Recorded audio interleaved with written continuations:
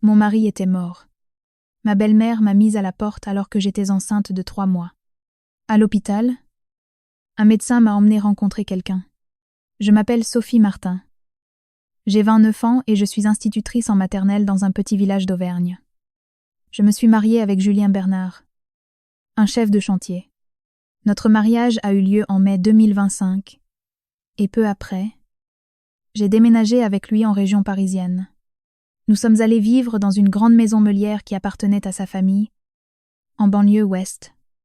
La maison était spacieuse, avec des murs peints dans un ton crème et de robustes portes en bois massif. En entrant, on sentait un léger parfum d'huile essentielle.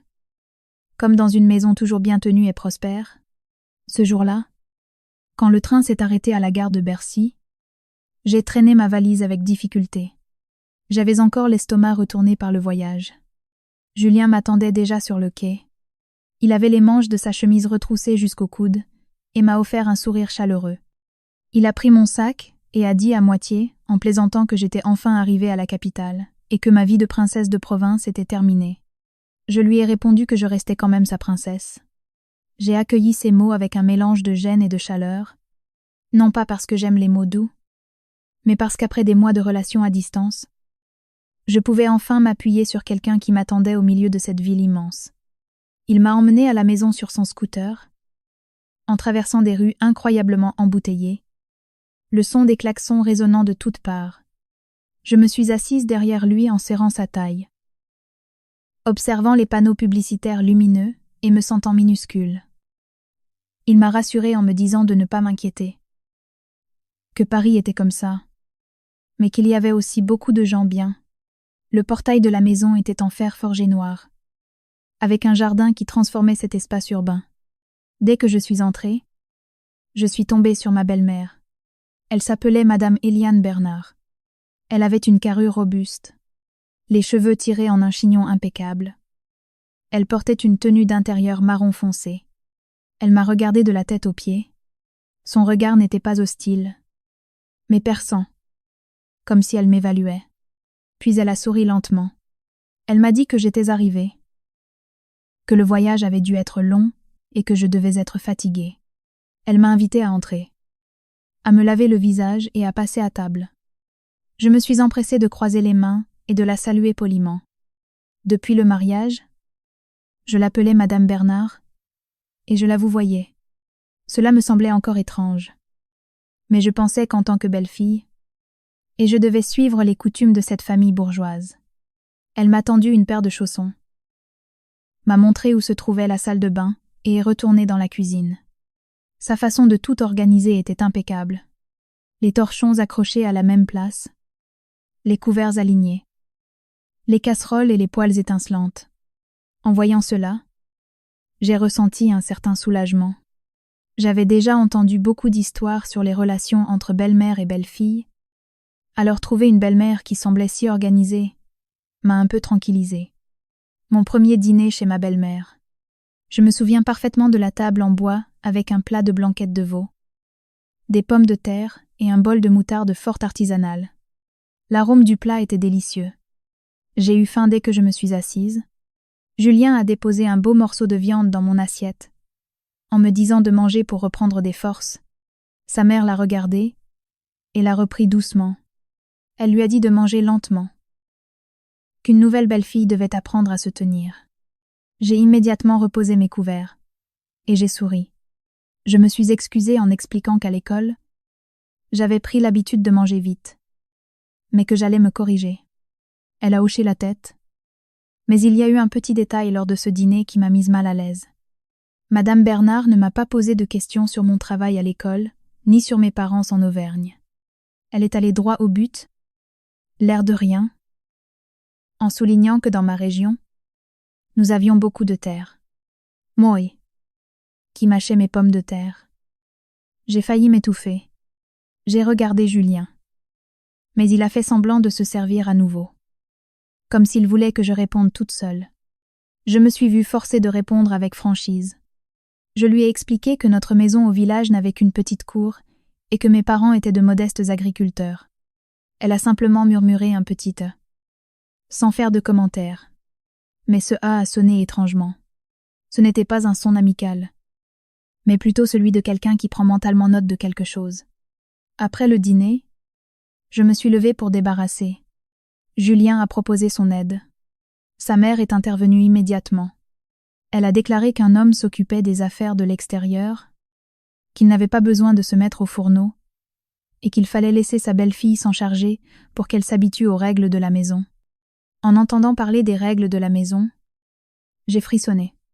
Dans mon village, je faisais aussi les tâches ménagères. Mais c'était différent de le faire chez soi plutôt que chez quelqu'un d'autre. Même si c'était la maison de ma belle-mère, j'avais l'impression de passer un examen dont on ne m'avait jamais révélé les questions. Je faisais la vaisselle. Elle est restée à côté de moi pour essuyer la table. Elle ne m'a pas grondé ni crié dessus. Elle faisait juste des commentaires de temps en temps. Fais attention à cette assiette en céramique, ou mets la casserole à l'envers pour qu'elle sèche plus vite. Sa voix était monotone. Mais je sentais comme une règle posée sur mon dos. Je me suis rappelé le dicton qui dit qu'à Rome, il faut faire comme les Romains. Je me suis promis d'être prudente pour ne pas être maladroite et causer de problèmes. Ce soir-là, Julien m'a emmenée dans notre chambre à l'étage. C'était une pièce propre avec une fenêtre qui donnait sur une rangée d'arbres. Une brise douce soufflait. Il a ouvert l'armoire, a pris un oreiller supplémentaire et l'a posé sur le lit. Il m'a dit de me reposer et que si sa mère faisait des remarques en bas, je devais le laisser gérer. Je l'ai regardé. Mon cœur s'est serré d'émotion. Un homme qui sait se positionner entre sa femme et sa mère, au moins pour les petites choses. C'est déjà une chance. Je me suis assise sur le lit et j'ai ouvert ma valise pour ranger mes vêtements. En fouillant dans mon sac, j'ai trouvé un mouchoir que ma mère m'avait donné en me disant « Au revoir ». Je l'ai tenu en ressentant une soudaine nostalgie d'entendre la voix de mes parents, mais je l'ai rangé à nouveau, me disant que je venais d'arriver dans la grande ville et que je ne devais pas pleurnicher. À la tombée de la nuit, j'ai entendu le bruit d'une voiture devant le portail. Je suis descendue et j'ai vu un homme d'une 50aine d'années. Un peu fort. La chemise sortie du pantalon. Entré comme si la maison était à lui. Ma belle-mère a eu l'air ravie. C'était l'oncle Serge. Son petit frère. Je me suis empressée de le saluer. L'oncle Serge m'a regardé et a ri. Il a dit que c'était donc la nouvelle belle-fille. Qu'elle avait l'air silencieuse. Il a ajouté qu'être silencieuse c'était bien. Mais que trop silencieuse, cela pouvait aussi poser problème.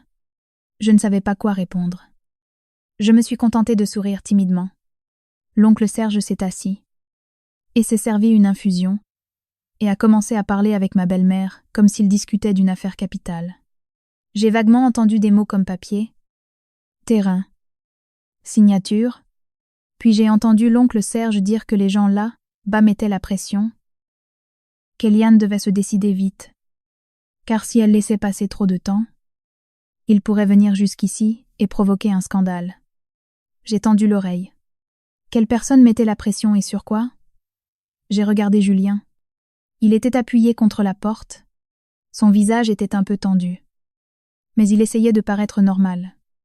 Ma belle-mère l'a regardé.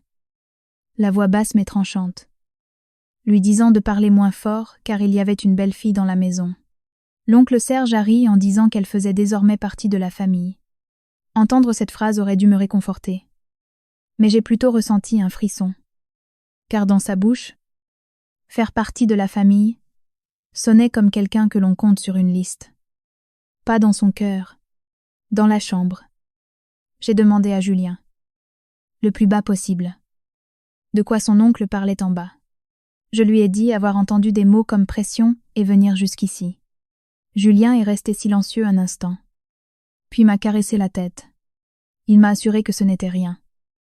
Juste un problème sur le chantier. Il m'a dit de ne pas y penser. Que je venais d'arriver et que je devais me reposer. Il a dit cela, et je n'ai pas osé poser plus de questions. Je savais que les hommes avaient leur fierté. Mais au fond de mon cœur, le sentiment que l'on me cachait quelque chose a commencé à ressembler à un fil fin qui me coupait lentement. Au milieu de la nuit, Julien a reçu un appel. Il est sorti sur le balcon, parlant à voix basse mais précipitée, allongé dans la chambre.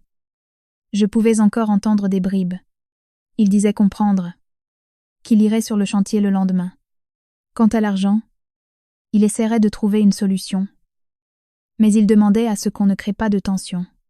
Quand il est revenu dans la chambre et m'a vu éveillée, il a souri. Il m'a dit de dormir, que ce n'était que le travail. J'ai dit oui et je me suis couverte avec la couverture. Dans l'obscurité, j'ai fixé le plafond. J'ai repensé à ce que disait ma grand-mère. On peut mesurer la profondeur de la mer. Mais le cœur d'une personne, qui le sait, je n'osais pas penser à mal. Mais mon instinct de jeune mariée le sentait clairement. Le premier dîner avait offert une blanquette délicieuse.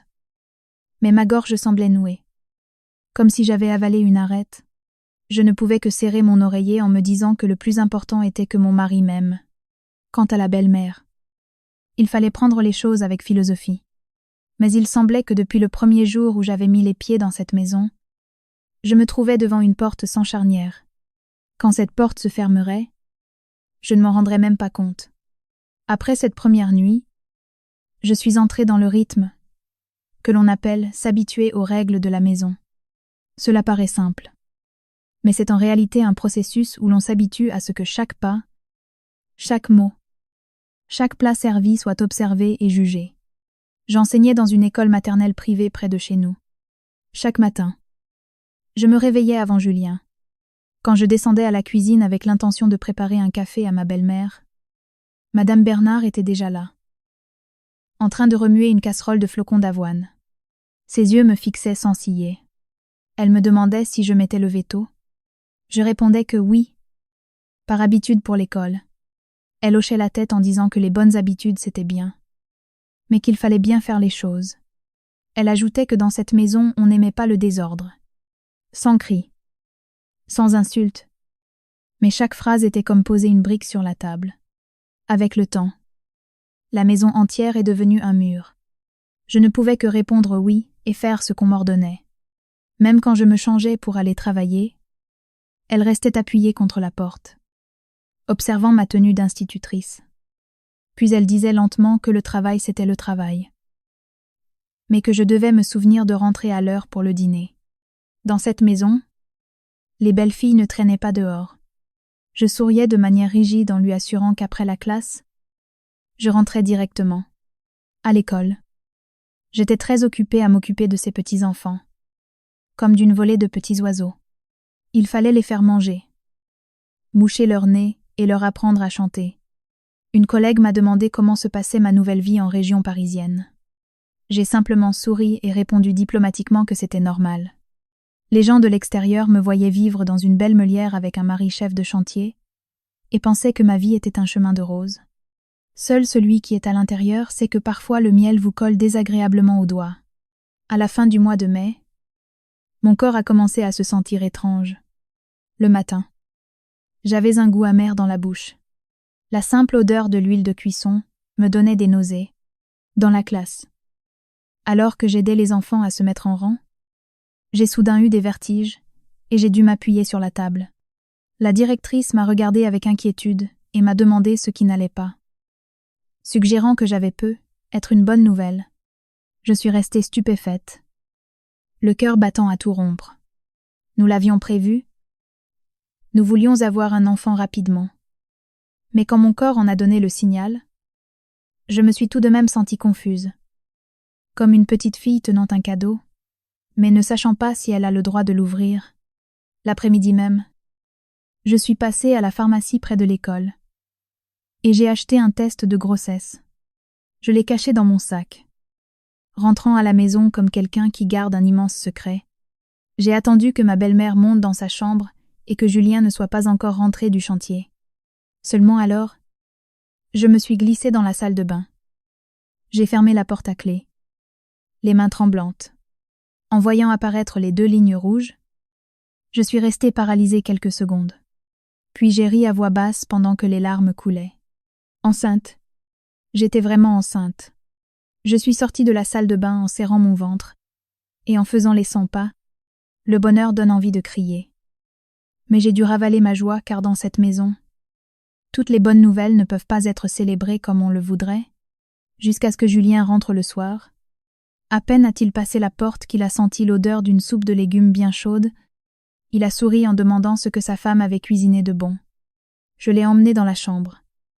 J'ai fermé la porte et j'ai chuchoté que je devais lui parler. Il m'a regardé attentivement, craignant que sa mère m'ait encore fait des reproches. J'ai secoué la tête et lui ai montré le test. Julien l'a pris. L'a regardé plusieurs fois comme s'il craignait d'avoir mal lu. Puis il m'a serré fort. Si fort que j'ai dû lui tapoter le dos pour retrouver mon souffle. Il m'a lâché. Les yeux rouges, il a posé l'oreille sur mon ventre comme s'il pouvait déjà entendre le bébé parler. Il ajujotait. La voix brisée. Que c'était papa. Qu'il s'excusait d'avoir été si occupé et qu'il promettait de rentrer plus tôt. À partir de maintenant. En voyant cette scène, mon cœur a fondu. J'avais déjà entendu dire que le véritable amour d'un mari ne se révèle que lorsque sa femme est enceinte. Julien, à ce moment-là, a été si sincère que j'ai cru que tant que je l'aurais lui, tous les problèmes pourraient être surmontés. Nous sommes descendus pour l'annoncer à ma belle-mère. J'étais nerveuse comme une étudiante sur le point de passer un examen. Madame Bernard pliait du linge sur le canapé, en entendant Julien dire que j'étais enceinte. Elle a arrêté ce qu'elle faisait, et m'a longuement regardée et a souri. Mais c'était un sourire calculateur. Elle a dit que c'était bien, que cette maison avait besoin d'un petit-fils. J'ai poussé un soupir de soulagement, pensant que ma belle-mère se réjouirait comme n'importe quelle mère.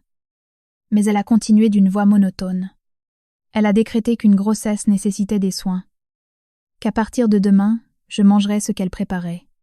Le matin, un grand verre de lait. À midi, du poisson à la vapeur. Le soir, rien d'acide. Elle a ajouté que je ne devais jamais sortir seule. J'ai hoché la tête plusieurs fois comme quelqu'un qui vient de recevoir un ordre. Elle est allée dans sa chambre et en est revenue avec un petit carnet rempli de notes. L'heure pour boire de l'eau. L'heure pour dormir.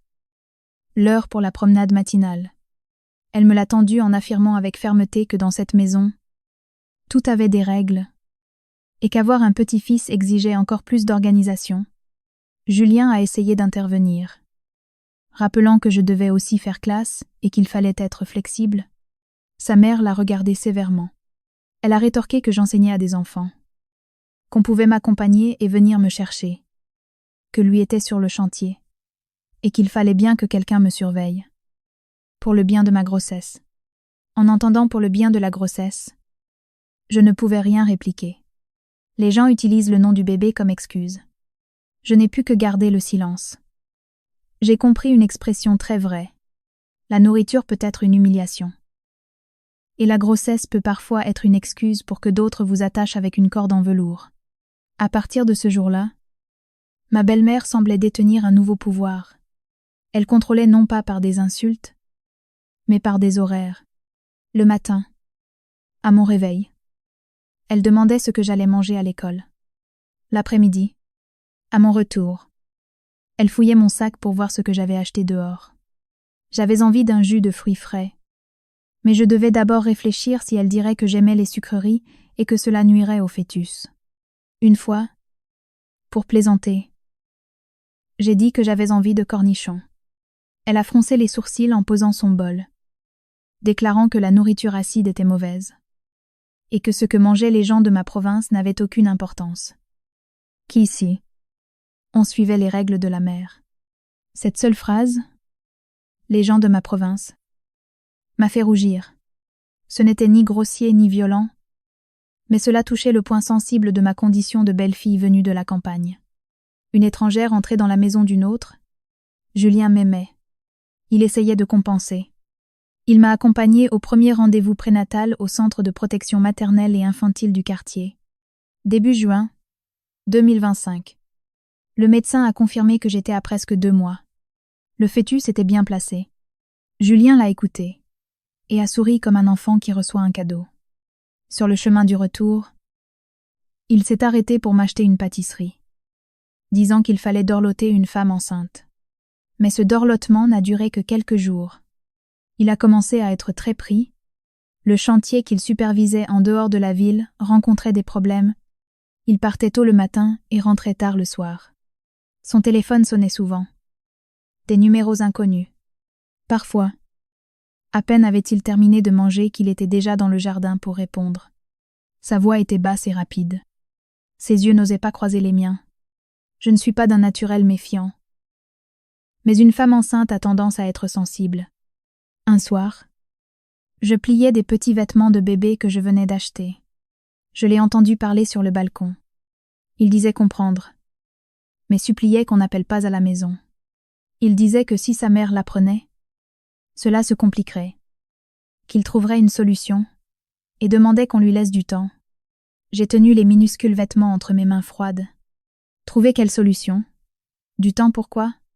J'ai repensé à ce que l'oncle Serge avait dit l'autre jour. Les gens de là-bas mettent la pression. Et l'ordre de ma belle-mère de ne pas sortir seule. Soudain, tout s'est connecté comme une pelote de laine emmêlée. Je suis allée sur le balcon et je me suis arrêtée derrière Julien. Il s'est retourné, surpris, et a raccroché précipitamment. Il a demandé pourquoi j'étais sortie avec les courants d'air. Je lui ai demandé directement, tout en essayant de garder une voix douce. S'il y avait un problème, je lui ai dit que je l'avais entendu parler de trouver une solution. Il a souri, mais d'un sourire forcé. Il m'a répondu que ce n'était rien, juste une histoire de chantier, que j'étais enceinte et que je ne devais pas me faire des idées. Il a ajouté que nous allions vivre notre vie tranquillement. En entendant de ne pas me faire des idées, j'ai senti une boule dans ma gorge. Parfois, on utilise la délicatesse pour clore une conversation. Je ne voulais pas lui rendre la tâche difficile. Alors j'ai juste dit d'accord, et je suis retournée dans la chambre. Cette nuit-là, je me suis allongée sur le côté, la main sur mon ventre. Sentant la présence de ce petit être qui avait déjà changé mon cœur, je ressentais de la peine pour mon fils et en même temps de la peur. De la peine, parce qu'il était le seul bonheur qui me donnait l'impression d'avoir une vraie place dans cette maison. De la peur, parce que j'ai commencé à comprendre qu'avoir un petit-fils était peu, être important pour ma belle-mère, mais que le contrôle qu'elle exerçait sur cette maison l'était bien plus. Le lendemain matin, alors que j'apportais un verre d'eau tiède à table, Madame Bernard m'a regardée et m'a donné ce qui ressemblait à un conseil. Elle m'a dit qu'une femme enceinte devait faire attention à ce qu'elle disait, que s'il se passait quelque chose à la maison, je ne devais pas poser trop de questions, qu'une femme qui connaît sa place préserve la paix du foyer. Je suis restée pétrifiée. Je n'avais rien demandé. Mais elle me mettait en garde. Je me suis souvenue d'un dicton affirmant que l'eau coule toujours vers le bas. C'était très vrai. Une belle fille a beaucoup de choses à dire, mais elle doit souvent les ravaler pour que tout aille bien. Je me suis assise sur la chaise en regardant le petit déjeuner. Au fond de moi, une inquiétude vague a surgi. Comme un ciel calme traversé par un tonnerre lointain, je me suis tout de même raisonnée. J'étais enceinte. Je devais être forte. Je devais m'assurer que mon fils aurait une place digne de ce nom dans ce monde, même si je devais avancer doucement et prudemment. Je continuerai d'avancer. Début juillet 2025. Julien a pris son sac à dos, a enfilé son gilet orange de chantier et a attrapé son casque de sécurité déjà usé. Il partait sur un chantier dans la région des Alpes. Le plan était d'y rester 2 semaines. Cela semblait normal. Mais la façon dont il m'a regardée en mettant ses chaussures m'a paru étrange. Ce n'était pas le regard de quelqu'un qui part travailler normalement, mais un regard qui semblait vouloir dire quelque chose avant de ravaler ses mots. Je l'ai accompagné jusqu'au portail. Il m'a fait des recommandations, m'a dit d'obéir à sa mère, de ne pas discuter, et de l'appeler s'il se passait quoi que ce soit. Ensuite, il s'est penché et a touché mon ventre doucement. Sa voix s'est adoucie. Il a demandé à son fils d'être bien sage à la maison. Ma belle-mère était derrière moi, les bras croisés, prononçant une phrase qui sonnait comme de l'inquiétude. Elle lui a dit de faire attention, que la route de la montagne était dangereuse, et qu'il devait veiller sur sa vie. Puis elle s'est tournée vers moi. Elle m'a dit de rester tranquille à la maison, qu'une femme enceinte ne devait pas se promener dehors. J'ai répondu à voix basse que je comprenais, mais j'avais le cœur serré. Ces messages semblaient affectueux, mais ils vous faisaient en réalité vous sentir piégé dans une cage invisible. Les 2 premiers jours, Julien a encore appelé, Parfois un appel vidéo rapide depuis le chantier avec le bruit des machines en fond. Parfois juste un court message pour dire qu'il allait bien et demander si j'avais mangé. Je lui répondais longuement en lui racontant mes journées à l'école. Et même mon envie d'un bol de lait chaud. Il répondait juste avec un emoji souriant. Cela suffisait à me rendre heureuse. Pendant la grossesse, les émotions sont à fleur de peau. Tant que votre mari vous dit qu'il est là, vous avez l'impression d'avoir un soutien. Au 3e jour, les choses ont commencé à mal tourner. Ce matin-là, j'étais à l'école en train d'aider les enfants à se mettre en rang pour se laver les mains. Soudain, le portable dans ma poche a vibré. J'ai pensé que c'était Julien. J'ai regardé. Rien. Je me suis moquée de moi-même. C'était peu. Être la grossesse qui me rendait anxieuse. Mais à midi, je lui ai envoyé un message pour lui demander s'il avait mangé. Sans recevoir de réponse. L'après-midi, j'ai essayé d'appeler. La sonnerie a retenti longtemps, puis s'est coupée. Je suis rentrée à la maison. Ma belle-mère regardait les informations. Ses yeux ne quittaient pas l'écran de la télévision. J'ai rassemblé mon courage pour lui demander si Julien avait appelé à la maison aujourd'hui. Elle m'a regardée et a répondu sèchement que non. J'ai supposé qu'il était occupé. Elle a soufflé. Occupé. C'était évident qu'il était occupé. Une femme mariée doit connaître sa place. Les hommes gèrent de grandes choses à l'extérieur. Je n'ai pas discuté. Je suis allée dans la cuisine. J'ai réchauffé du riz et j'ai mangé sans trouver de goût à quoi que ce soit. Cette nuit-là, je me suis tournée et retournée dans mon lit en écoutant le grincement du ventilateur. Mon cœur battant la chamade. J'ai allumé mon portable et relu le dernier message de mon mari. J'ai soudain eu peur de l'espace vide sous la mention lue qui n'apparaissait plus. Presque à minuit. J'ai réussi à somnoler un peu. Mais un bruit au rez-de-chaussée m'a réveillée. Comme si quelqu'un traînait une chaise. J'ai retenu mon souffle. J'ai écouté et tout est redevenu silencieux. J'ai essayé de me calmer. Être que ma belle-mère s'était levée pour boire un verre d'eau. Mais j'avais l'estomac noué par un mauvais pressentiment. Vers 4h30 du matin. Mon téléphone a sonné bruyamment. Le son était si strident que j'ai bondi du lit. Mon cœur semblait vouloir sortir de ma poitrine. Sur l'écran, un numéro inconnu. J'ai décroché. La voix d'un homme à l'autre bout était rauque et parlait vite, comme s'il était pressé. Il m'a demandé si j'étais bien la femme de monsieur Julien Bernard. Il venait de l'entreprise. Il m'a demandé de garder mon calme. Mon corps s'est raidi. L'expression « garder son calme » précède toujours les mauvaises nouvelles. J'ai demandé ce qui s'était passé. De l'autre côté de la ligne, j'entendais le bruit d'autres personnes. Des pas. Le sifflement du vent, puis la voix a baissé. La voiture qui transportait l'équipe de supervision avait eu un accident dans un virage en lacet. La gendarmerie était sur place. Il m'a demandé de me préparer au pire. Je n'ai pas pu entendre clairement les phrases suivantes. Mes oreilles bourdonnaient comme si on y avait versé de l'eau. J'ai seulement pu demander. La voix brisée. Si Julien était en vie, l'autre côté de la ligne est resté silencieux quelques secondes. Ce silence a été comme une lame fine qui ne tranche pas d'un coup. Mais lentement. Puis la personne m'a dit qu'elle était désolée. J'ai laissé tomber le téléphone. Mes jambes ont flanché. J'ai glissé du bord du lit pour me retrouver assise par terre. Une main s'est agrippée au drap. L'autre a enlacé mon ventre comme si j'étreignais la seule chose que je ne pouvais pas perdre. J'ai appelé le nom de Julien, sans émettre de son. Ma gorge était nouée. J'ai essayé de me lever pour courir hors de la chambre. Mais en posant le pied sur la première marche, ma vue s'est brouillée. Ma tête a tourné. J'ai entendu la porte de la chambre de ma belle-mère s'ouvrir avec fracas. Elle a demandé ce qui se passait. Qui appelait à cette heure-là? Je n'ai pu que lui dire que c'était le bureau de Julien. Puis tout est devenu noir. Quand j'ai repris connaissance, j'étais allongée sur un brancard. La forte odeur de désinfectant. La lumière blanche au plafond de l'hôpital. Tout était aveuglant. J'entendais le bruit des roues. Les infirmières qui s'appelaient. Le bas de mon ventre me faisait atrocement mal. Une douleur sourde comme si on m'écrasait. Ma belle-mère était assise à mes côtés et me tenait le poignet. Son visage était pâle.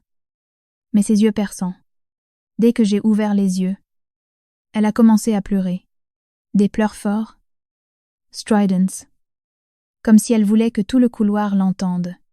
Elle se lamentait sur notre destin et demandait comment nous allions vivre maintenant. J'ai chuchoté faiblement le nom de Julien. Elle a secoué la tête en sanglotant et m'a dit de ne plus parler. Un médecin de garde est arrivé, m'a posé quelques questions et m'a placé sous moniteur. Il a dit que je présentais des symptômes de menace de fausse couche dus au choc et m'a demandé de rester allongée et tranquille.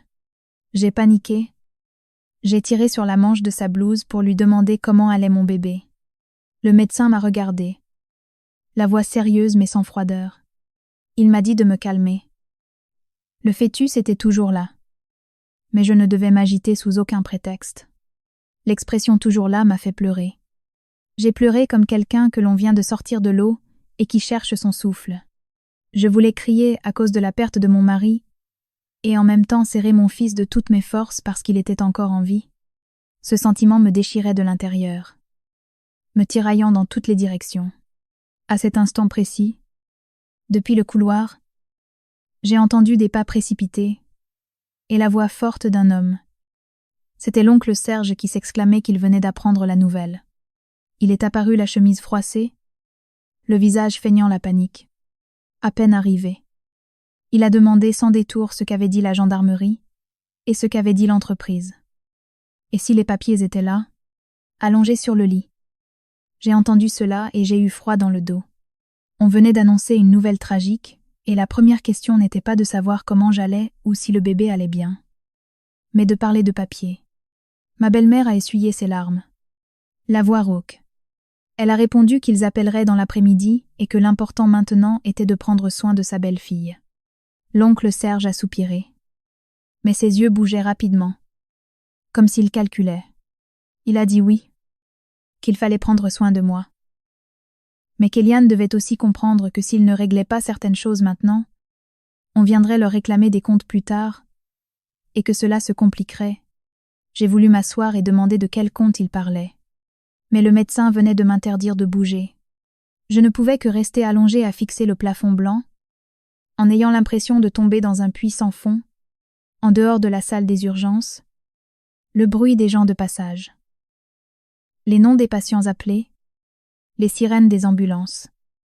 Tout se mélangeait en un brouhaha chaotique. Au milieu de ce chaos, je pouvais entendre mon cœur et celui de mon fils, tous les deux affaiblis, tous les deux luttant pour leur survie. J'ai repensé au proverbe disant qu'un malheur n'arrive jamais seul. Quand on est heureux, tout semble simple. Mais quand le malheur frappe, il ne frappe pas à la porte. Il la défonce. J'ai tourné la tête vers le mur, essayant de ravaler mes sanglots pour protéger mon bébé. Mais les larmes chaudes continuaient de couler, mouillant l'oreiller. Je ne savais pas comment j'allais continuer à vivre. Ce que je savais à cet instant, c'est que j'avais perdu mon pilier et qu'en même temps j'avais été poussée vers une autre vie où chaque mot de quelqu'un pourrait être un poignard. Et je devrais apprendre à me défendre à main nue. Le lendemain matin, on m'a laissé sortir à condition que je maintienne un état mental stable. Le médecin m'a répété plusieurs fois que j'étais sous la menace d'une fausse couche, que je ne devais pas trop pleurer ni trop réfléchir. En entendant cela, je n'ai pu cocher la tête. Sincèrement, à ce moment-là, je ne savais même plus où j'étais. Ma tête semblait remplie de coton. Tout paraissait lointain et flou. Ma belle-mère m'a ramenée à la maison en taxi. À l'intérieur de la voiture, elle ne pleurait plus comme à l'hôpital. Elle s'est tenue bien droite, tenant son téléphone et passant des appels constants. Sa voix était ferme, comme celle de quelqu'un qui dirige des affaires dont il a l'habitude. Elle demandait qu'on prépare le certificat, disait qu'elle s'occuperait de la chapelle ardente à la maison et qu'on devait tout lui envoyer. Je me suis assise à côté d'elle, enlaçant mon ventre, les yeux fixés sur la rue. La ville restait animée. Les véhicules allaient et venaient. Les gens riaient et discutaient comme si la mort de mon mari n'avait rien à voir avec le reste du monde. Ce sentiment était le plus douloureux. Une douleur invisible, devant le portail. L'oncle Serge attendait déjà en fumant. Son visage était sérieux. En voyant le taxi s'arrêter, Il a ouvert la porte en tendant la main pour m'aider à descendre. Mais son aide était superficielle. Ses yeux, en réalité, regardaient vers l'intérieur de la maison. Comme s'il comptait les personnes présentes, il a dit que j'étais rentrée, que je devais me reposer. Pauvre petite femme enceinte. Puis il s'est tourné vers ma belle-mère pour lui dire que la mairie réclamait l'acte de décès et le rapport de gendarmerie. Et que s'il manquait quoi que ce soit, la procédure pourrait prendre du retard. J'ai entendu le mot procédure et j'ai frissonné. Quelle procédure prendrait du retard? Le rituel du deuil était traité comme une formalité administrative. Madame Bernard a hoché la tête en disant qu'elle le savait. Elle lui a demandé de s'occuper de ce qui se passait à l'extérieur, pendant qu'elle gérerait l'intérieur. Ensuite, elle m'a aidé à entrer et m'a fait asseoir sur le canapé. Elle a pris un coussin pour caler mon dos. Sa voix s'est adoucie. Elle m'a dit de faire attention à ma grossesse, que cet enfant était le sang de Julien. Entendre le nom de mon mari m'a noué la gorge. Je me suis mordu la lèvre pour ne pas pleurer. J'ai repensé aux recommandations du médecin et j'ai seulement demandé à voix basse si on allait ramener son corps à la maison. Elle m'a regardé un instant et a répondu rapidement que l'entreprise disait que c'était compliqué, que l'accident était grave. Ils allaient s'occuper des démarches là, bas pendant que nous préparions la cérémonie ici. Je n'avais pas la force d'en demander plus. Il y avait un trou béant en moi. Plus je posais de questions, plus il se creusait et j'avais peur d'y tomber. Je suis restée assise en silence, les yeux fixés sur la photo de notre mariage accrochée au mur. Nous deux, vêtus de blanc, souriant de bonheur. J'ai murmuré que c'était comme si c'était hier. Pendant la journée, la maison a commencé à se remplir. Des voisins, de la famille du côté de mon mari. Des connaissances de ma belle-mère entraient et sortaient. Le bruit des salutations. Des chaises traînées. Des soupirs et des mots de compassion étaient incessants. Ma belle-mère s'est habillée de noir avec un châle de deuil, s'installant au milieu de la pièce comme le pilier central. On m'a aussi donné des vêtements de deuil. Mais comme j'étais enceinte, elle m'a dit de m'asseoir dans un coin pour qu'on ne me bouscule pas. Une tante éloignée est venue et m'a pris la main et a dit à haute voix, pour que tout le monde entende, que c'était un destin cruel pour une nouvelle belle-fille. Une autre personne a ajouté avec un soupir qu'elle avait entendu dire que je venais de la campagne. La pauvre, et que je n'avais même pas eu le temps de profiter de la belle vie. Ces phrases sonnaient comme de la sympathie. Mais elles blessaient ma fierté. Je ne voulais pas qu'on me voie comme la pauvre belle-fille de province. Je voulais qu'on me voie comme la femme de Julien. Une femme qui avait perdu son mari et attendait son enfant. Pas comme un sujet de pitié. Dans l'après-midi, un petit espace de recueillement a été préparé.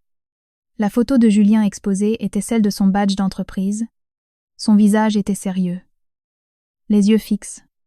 Madame Bernard a elle-même disposé les fleurs et allumé une bougie. Puis elle s'est tournée vers moi et m'a fait approcher. Je me suis assise devant la photo de Julien entourée de bougies. Mon front s'est abaissé vers la céramique froide. Soudain, j'ai eu l'impression de faire partie d'une pièce de théâtre dont je n'avais pas le scénario. Impliante. J'ai chuchoté dans mon cœur. Julien, si tu aimes encore ta mère et notre fils, s'il te plaît, protège-nous. Une fois la prière terminée, je me suis relevée, les jambes tremblantes. Ma belle-mère m'a enlacée devant tout le monde en pleurant et en sanglotant. Elle me disait qu'à partir de maintenant, nous allions nous soutenir mutuellement. Que Julien nous avait quittés. Ses pleurs étaient si forts que quelques femmes autour ont aussi commencé à pleurer. Elles m'étreignaient. Mes épaules tremblaient. Mais l'image de ce matin-là a surgi dans mon esprit. Elle assise dans le taxi, parlant au téléphone d'une voix ferme, comme si elle concluait une affaire. Je n'osais pas penser à mal. J'ai juste senti qu'il y avait quelque chose d'étrange. Comme quelqu'un qui pleure exactement au moment et à l'endroit opportun. Le soir venu, les invités ont commencé à se clairsemer. J'étais épuisée, le cœur et le dos douloureux. J'ai demandé la permission de me retirer dans ma chambre. Ma belle-mère a hoché la tête en me recommandant de dormir sur le côté gauche et de ne plus pleurer. Je suis montée dans la chambre. Je me suis allongée dans l'obscurité. écoutant les gens discuter à voix basse en bas. Au début, je n'avais pas l'intention d'écouter aux portes.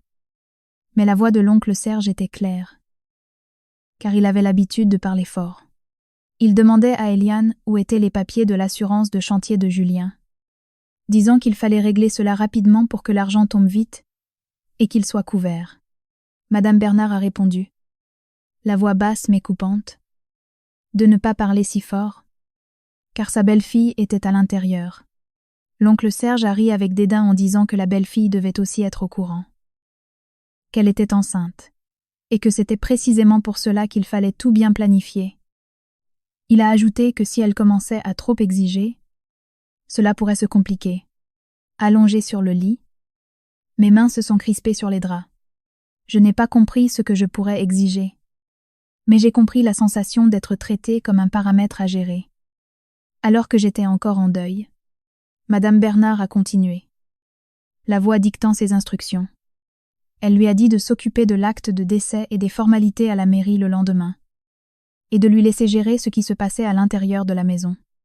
L'oncle Serge a acquiescé, en rappelant que la valeur de cette maison n'était pas négligeable et qu'il ne devait y avoir aucune faille. J'ai senti un frisson glacé. Mon mari venait de décéder, et il parlait déjà de la valeur de la maison. Je me suis souvenu de ce que ma grand-mère avait l'habitude de dire. Les bons comptes font les bons amis. Certaines personnes aiment leurs enfants par les liens du sang, mais il y en a aussi qui aiment plus les biens que les personnes. Le deuxième matin, après l'enterrement, je suis descendue plus tôt. La bougie achevait de se consumer. J'allais changer l'eau du vase à fleurs. Mais ma belle-mère était déjà là. Elle m'a jeté un regard rapide et m'a dit de m'en tenir à ça. Et de laisser la mère s'occuper des choses importantes. J'ai levé la tête et j'ai dit que je voulais aussi aider. Elle m'a regardé dans les yeux. Son sourire était fin comme une lame. Elle m'a dit que mon aide consistait à faire attention à ma grossesse, qu'il ne devait rien arriver. Sinon je serais la coupable aux yeux de la famille. La phrase sonnait comme une préoccupation. Mais le mot coupable m'a coupé le souffle. Coupable de quoi? D'avoir gardé mon enfant ou de mon existence même? L'après-midi. Quelqu'un de l'entreprise est venu apporter des documents. Ils ont utilisé beaucoup de termes que je ne comprenais pas. Comme rapport d'intervention. Constate. Procédure de sinistre. Ma belle-mère s'est assise, écoutant et opinant du chef avec fluidité. L'oncle Serge demandait les détails de chaque clause. La voix détendue. Comme s'il négociait sur un marché. Je me suis assise à côté, les mains sur mon ventre, écoutant chaque phrase, la tête qui tournait. Parfois je voulais me lever et crier que c'était mon mari. Mais je n'avais pas la force et je craignais que l'émotion ne nuise à mon enfant. Une voisine m'a chuchoté, pendant que ma belle-mère était dans le jardin, d'avoir de la patience, que la vie était ainsi, et de regarder comment Madame Bernard m'aimait. J'ai souri avec gêne. J'ai répondu par politesse. De l'amour. Peut être, mais un amour sous condition. Avec des avertissements. Du contrôle. Cela ressemblait à un châle de velours enroulant une corde à linge. Peu importe à quel point c'était serré. Ceux qui regardaient de l'extérieur penseraient toujours que c'était doux. Une fois les jours de deuil passés, le son des prières a diminué. Les personnes venant présenter leurs condoléances se sont fait de plus en plus rares. La maison a retrouvé son état d'origine. Spacieuse, propre et silencieuse. Comme une boîte fermée. Je pensais qu'une atmosphère tranquille serait préférable. Mais le calme ici ne signifiait pas la paix. C'était le calme de la surface de l'eau avant la tempête, qui n'a besoin que d'un léger contact pour s'agiter. Ce matin-là, je me suis réveillée plus tôt avec l'intention de préparer un bouillon clair pour que ce soit facile à avaler. Depuis que j'étais enceinte, j'avais souvent des nausées. Manger du riz sec me faisait vomir. À peine avais-je mis les pieds dans la cuisine que ma belle-mère était déjà assise là. Devant elle, une pile de papier. À côté, une boîte contenant des clés était soigneusement posée. Elle ne m'a pas regardée. Elle a juste dit de m'asseoir. Je suis restée paralysée. Tenant encore le dossier de la chaise, sa voix n'était pas forte, mais elle avait une autorité de commandement. Elle a poussé une feuille de papier. Sa voix était monotone, comme si elle lisait une liste. Elle a décrété qu'à partir de ce jour, il y aurait des changements dans la maison. Julien n'étant plus là. Elle devenait la seule responsable. Elle a ajouté que j'étais enceinte, que je n'avais pas besoin de me mêler d'autres affaires, et qu'il valait mieux que je ne fasse rien sans sa permission. Entendre dire que Julien n'était plus là a été comme un coup de poignard dans une plaie fraîche. J'ai essayé d'avaler ma salive, et j'ai dit à voix basse que je comprenais, que je voulais juste aider. Elle a levé la tête. Pour la première fois, j'ai vu son regard, totalement différent de celui des jours de deuil. Il n'était plus rouge. Il n'y avait plus de ma fille chérie, mais un regard froid qui transperçait jusqu'aux os. Elle a demandé en quoi je voulais aider, soulignant que je n'étais là que depuis quelques mois et que, pour être franche, j'étais une étrangère entrée dans cette maison. Donc c'était elle qui commandait. J'ai cru avoir mal entendu. Je me suis assise, pétrifiée. Mes mains se sont crispées jusqu'à en devenir blanches. Elle a approché la boîte à clés et l'a ouverte d'un clic sec qui m'a fait sursauter. Elle a versé le contenu sur la table. Un trousseau de clés, celle du portail, celle de la porte d'entrée, celle du garage, et même celle du scooter de Julien. Elle a annoncé qu'à partir d'aujourd'hui, toutes les clés resteraient avec elle. Quand je rentrerai du travail, je devrais sonner, où que j'aille. Je devrais la prévenir. J'ai ouvert la bouche pour protester, mais j'avais la gorge serrée. Je n'étais pas une enfant pour qu'on me contrôle ainsi. Mais j'étais enceinte. Je savais que ma position était vulnérable. J'ai essayé de garder mon calme. Je lui ai expliqué que mes horaires à l'école étaient réguliers et qu'avoir une clé faciliterait les choses. Au cas où elle serait occupée, elle m'a coupé brutalement, affirmant que ce n'était pas nécessaire, que dans cette maison le peu, être n'existait pas, et que je devais juste faire ma part. Ma part. J'ai entendu et j'ai ressenti une douleur aiguë. Quelle était ma part? L'épouse du défunt ou quelqu'un qui vivait de charité? Elle ne s'est pas arrêtée là. Elle a poussé une autre feuille de papier. Une liste de tâches ménagères écrites de manière organisée.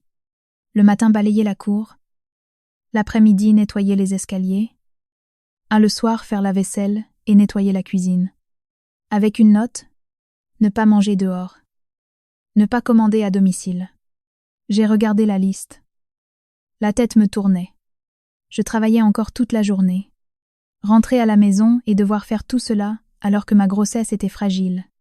J'ai levé la tête, la voix tremblante, pour lui rappeler que le médecin m'avait dit de réduire les travaux pénibles et que j'avais peur que cela n'affecte le bébé.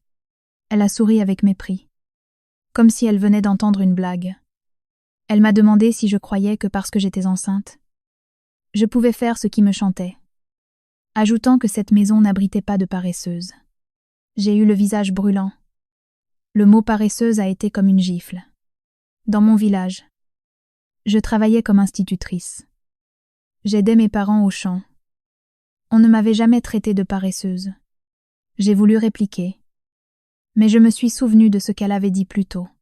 Une femme qui connaît sa place préserve la paix. J'ai eu peur d'empirer la situation. Peur que le stress n'affecte mon bébé. J'ai juste osé murmurer que je n'étais pas paresseuse. Juste fatiguée. Elle a tapoté la table du bout des doigts. Chaque coup était comme un clou. Elle a répondu que, fatiguée ou non, il fallait le faire, que d'autres femmes enceintes travaillaient encore dans les champs, que j'étais déjà très bien lotie ici et qu'en plus je me plaignais. J'avais les yeux qui piquaient. J'ai tourné la tête en essayant de ne pas pleurer. La recommandation du médecin résonnait dans ma tête. Mais les larmes continuaient de couler parce que ma fierté était blessée. On peut vous enlever votre argent ou vos biens, mais vous enlever votre dignité est ce qui fait le plus mal. À cet instant, l'oncle Serge est entré avec une tasse de café en riant. Il a demandé de quoi mère et fille parlaient si sérieusement. Ma belle-mère ne s'est plus retenue devant lui comme elle le faisait pendant le deuil. Elle a déclaré ouvertement qu'elle m'avait prévenu qu'à partir de maintenant, je devais suivre les règles de la maison, que les clés restaient avec elle et qu'elle devait savoir où j'allais et ce que je faisais. L'oncle Serge a hoché la tête et s'est tourné vers moi. Il m'a dit qu'il valait mieux écouter les anciens quand on était enceinte pour éviter les commérages. Les commérages. Encore une fois, j'ai compris que dans cette maison, la réputation était plus importante que ma grossesse. Je me suis levée pour aller à la cuisine et éviter toute autre discussion, mais ma belle-mère m'a rappelé. Elle est allée au meuble, a ouvert un tiroir et en a sorti un carnet d'épargne et plusieurs enveloppes. Les posant sur la table comme s'il s'agissait de preuves, elle m'a regardé d'un regard froid. Elle m'a annoncé qu'elle avait gardé l'argent des enveloppes de condoléances. Que cela servirait pour les dépenses importantes et que je ne devais pas y toucher. Je suis restée stupéfaite. Je n'avais jamais pensé à cet argent. Dans ma tête, il n'y avait que Julien et notre bébé. Mais elle avait pris les devants, comme si elle craignait que je ne m'en empare. J'ai essayé de m'expliquer, en lui assurant que je n'allais pas y toucher, et que je n'en avais pas l'intention. Elle a balayé ma remarque d'un geste de la main. Elle a précisé que c'était bien de ne pas en avoir l'intention, mais qu'elle préférait le dire d'emblée pour que ce soit clair, ajoutant que les biens du mari revenaient à l'épouse, mais que mon mari était décédé, et qu'à partir de maintenant, dans cette maison, il n'y avait pas de séparation des biens. En entendant cette phrase, mon cœur s'est serré. Je l'ai regardé droit dans les yeux. Pour la première fois, en tant que belle-fille, j'ai déclaré clairement que je ne demandais aucune part de bien, que je voulais simplement qu'on me respecte, que j'étais l'épouse de Julien et que je portais son enfant. Ma belle-mère m'a regardée comme on regarde une fille rebelle. Elle a ri avec dédain. Elle a rétorqué qu'une épouse restait une épouse. Mais quelle sorte d'épouse? À peine mariée, j'avais déjà apporté le malheur. Elle m'a craché au visage que Julien avait travaillé des années sur des chantiers sans qu'il ne lui arrive rien, et que quelques mois après m'avoir épousée, il avait eu un accident, que les autres ne le disaient peu, être pas. Mais qu'elle le savait. J'ai été glacée. Il n'y a pas eu de gros mots. Mais chaque phrase m'enfonçait dans la boue. Faisant de moi la cause de la tragédie, j'ai entendu un petit craquement dans ma poitrine, comme si la dernière corde venait de se rompre. Je me suis tournée, et je suis allée dans la cuisine.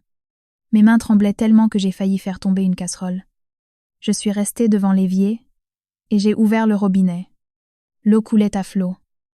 Mais elle ne parvenait pas à nettoyer la douleur de mon cœur. Je me suis souvenue d'un dicton. Qui sème le vent récolte la tempête.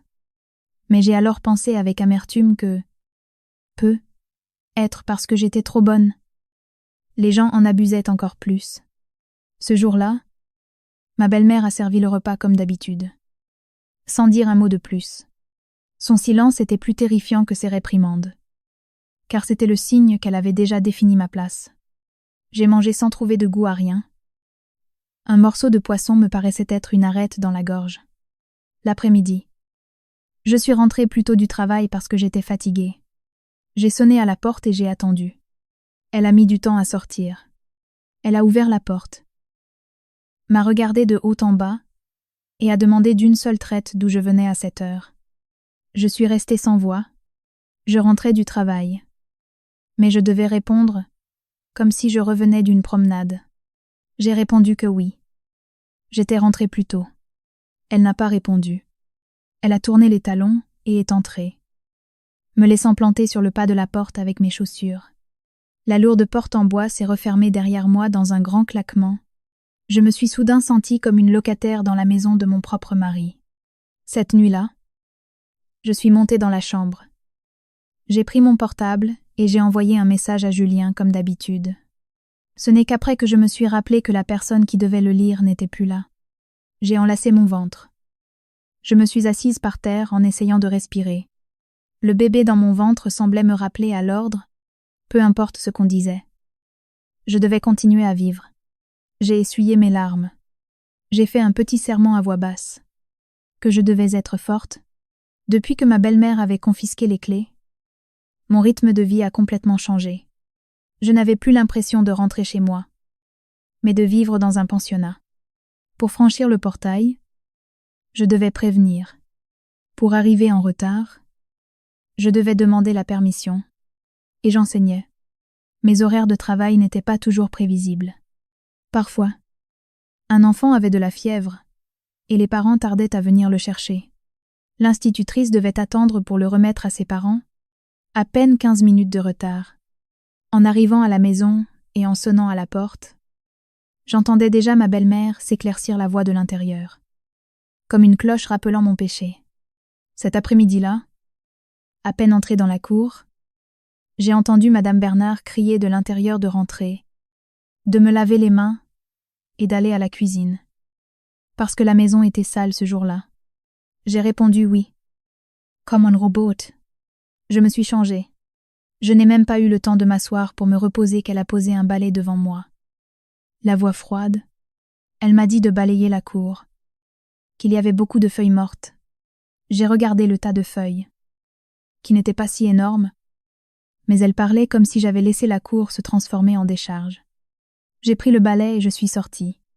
Le vent de l'après-midi m'envoyait de la poussière dans les yeux. Ça piquait. Je me suis baissée pour ramasser les feuilles. Le bas de mon ventre me faisait légèrement mal, comme une alerte. Je me suis redressée. J'ai caressé mon ventre plusieurs fois. En essayant de respirer régulièrement, Madame Bernard était sur la véranda sans s'approcher. Elle s'est contentée de dire qu'être enceinte ne signifiait pas que je ne devais pas travailler. La phrase a été comme une lame fine. Elle ne blessait pas physiquement, mais coupait la fierté. J'ai serré les dents et j'ai continué le travail.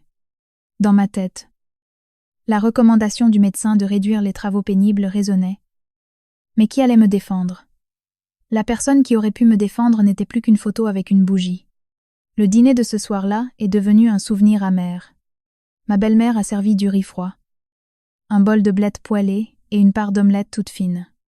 Rien qu'à l'odeur. Je me suis sentie mal. La grossesse avait rendu mon odorat hypersensible. La nausée est venue immédiatement. J'ai essayé de manger. Mais à la première cuillerée, j'ai reposé mes couverts. J'ai dit à voix basse que j'étais un peu barbouillée. Et j'ai demandé si je pouvais me préparer un bouillon clair. Elle m'a regardée, les yeux froids comme de la glace. Elle a rétorqué que dans cette maison, on mangeait du riz, que le bouillon était de la nourriture pour les malades, et a demandé si je voulais tomber malade. J'ai ravalé ma salive en lui expliquant que j'avais juste peur de vomir et que cela affecte le bébé. Elle a ri avec mépris.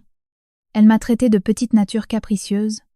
L'oncle Serge, assis à côté d'elle, a pris l'omelette, l'a mise dans son assiette, et a dit brusquement que si je pouvais manger, je devais manger. Sinon, tant pis. Et qu'une femme enceinte n'était pas une reine. J'ai entendu le mot reine et ça m'a fait mal. Avant, quand je suis arrivée à Paris, Julien plaisantait en m'appelant princesse. Maintenant, le mot était utilisé pour me ridiculiser. J'ai repris ma cuillère. J'ai essayé de manger à nouveau. Mais ma gorge a refusé. Je me suis levée. J'ai couru aux toilettes. Et j'ai vomi violemment jusqu'à en avoir les larmes aux yeux. J'ai enlacé mon ventre, terrifiée à l'idée qu'il arrive quelque chose à mon enfant. Quand je suis sortie, ma belle-mère n'a pas demandé si j'allais bien. Elle m'a juste ordonné de nettoyer la table car cela lui avait coupé l'appétit. Je suis restée pétrifiée. Je ne savais pas si je vomissais à cause des nausées ou du chagrin. Cette nuit-là, je me suis allongée dans la chambre, le ventre gargouillant. J'ai ouvert le tiroir. J'ai pris un paquet de biscuits que j'avais rapporté de l'école et j'ai mangé en silence pour soulager les vertiges.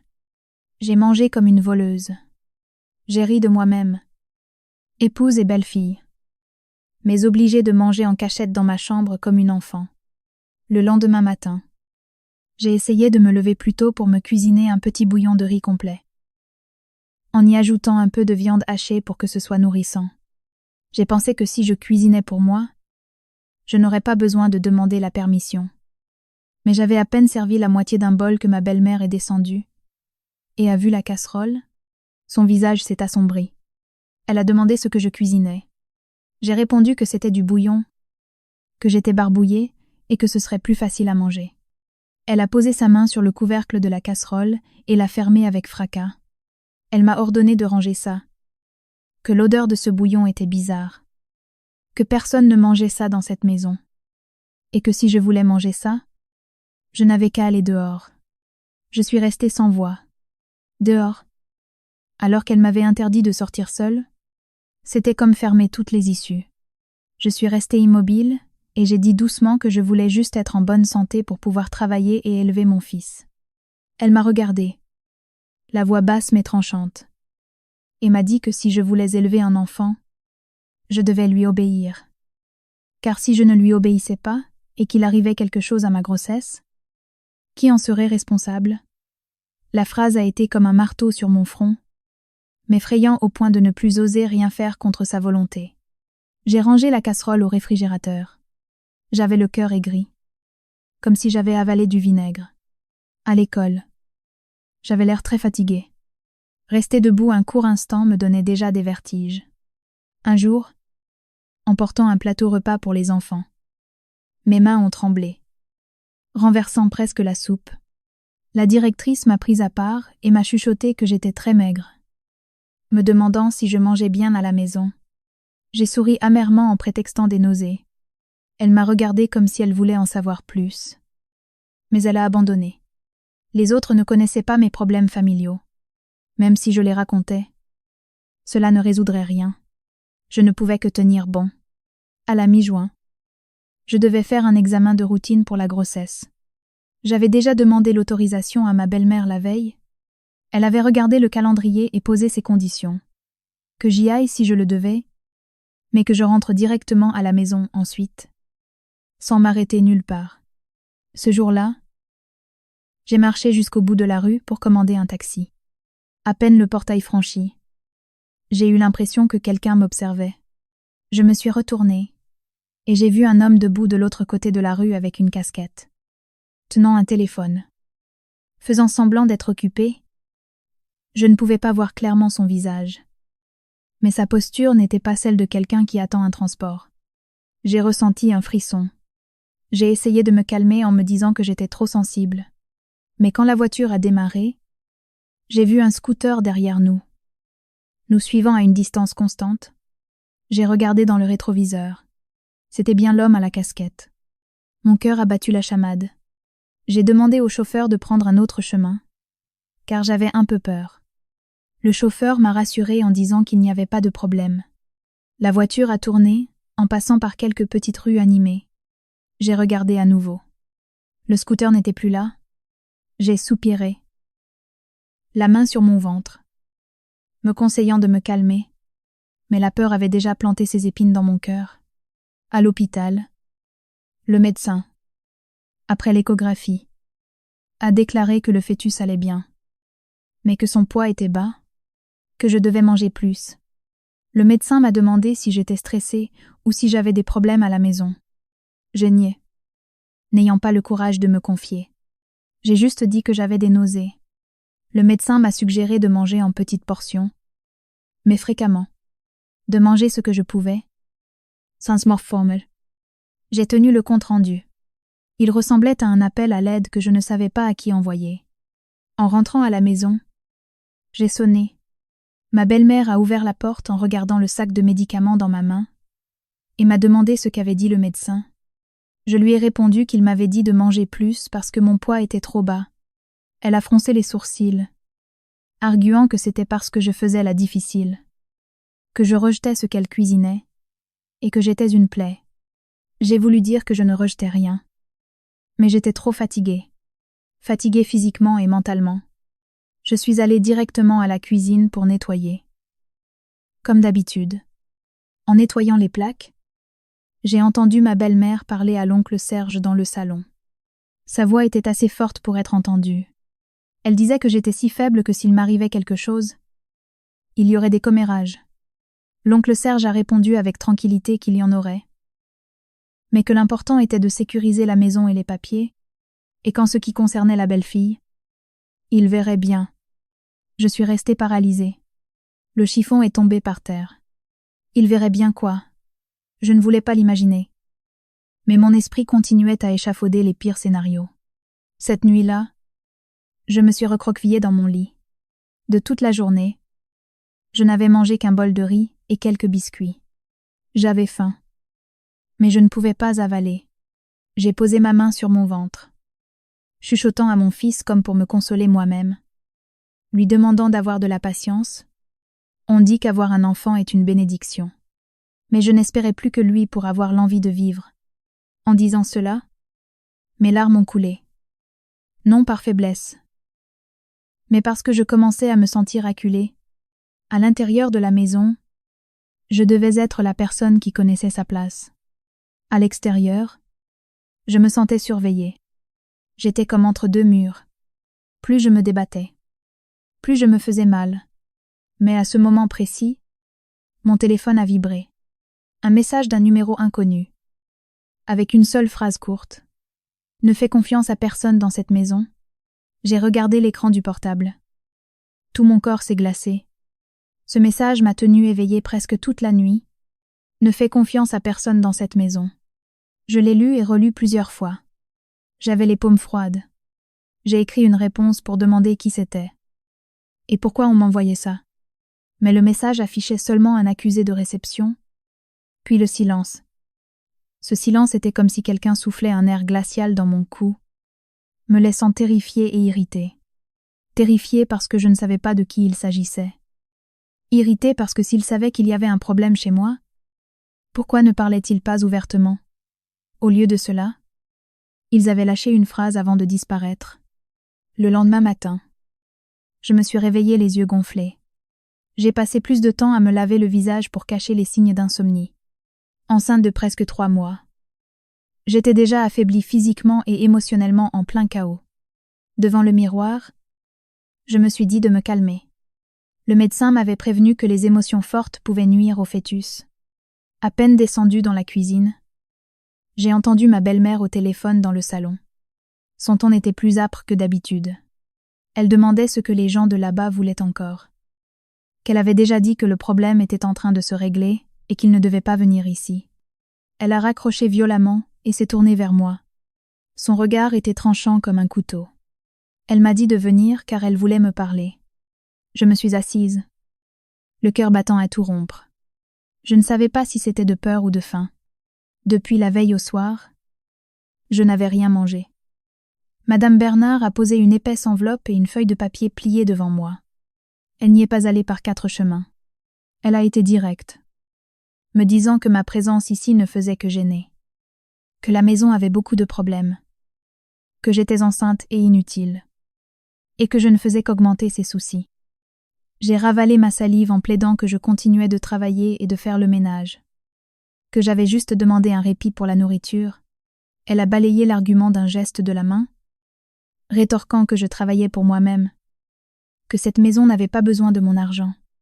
Le visage m'a brûlé. Je ne lui avais jamais demandé un centime.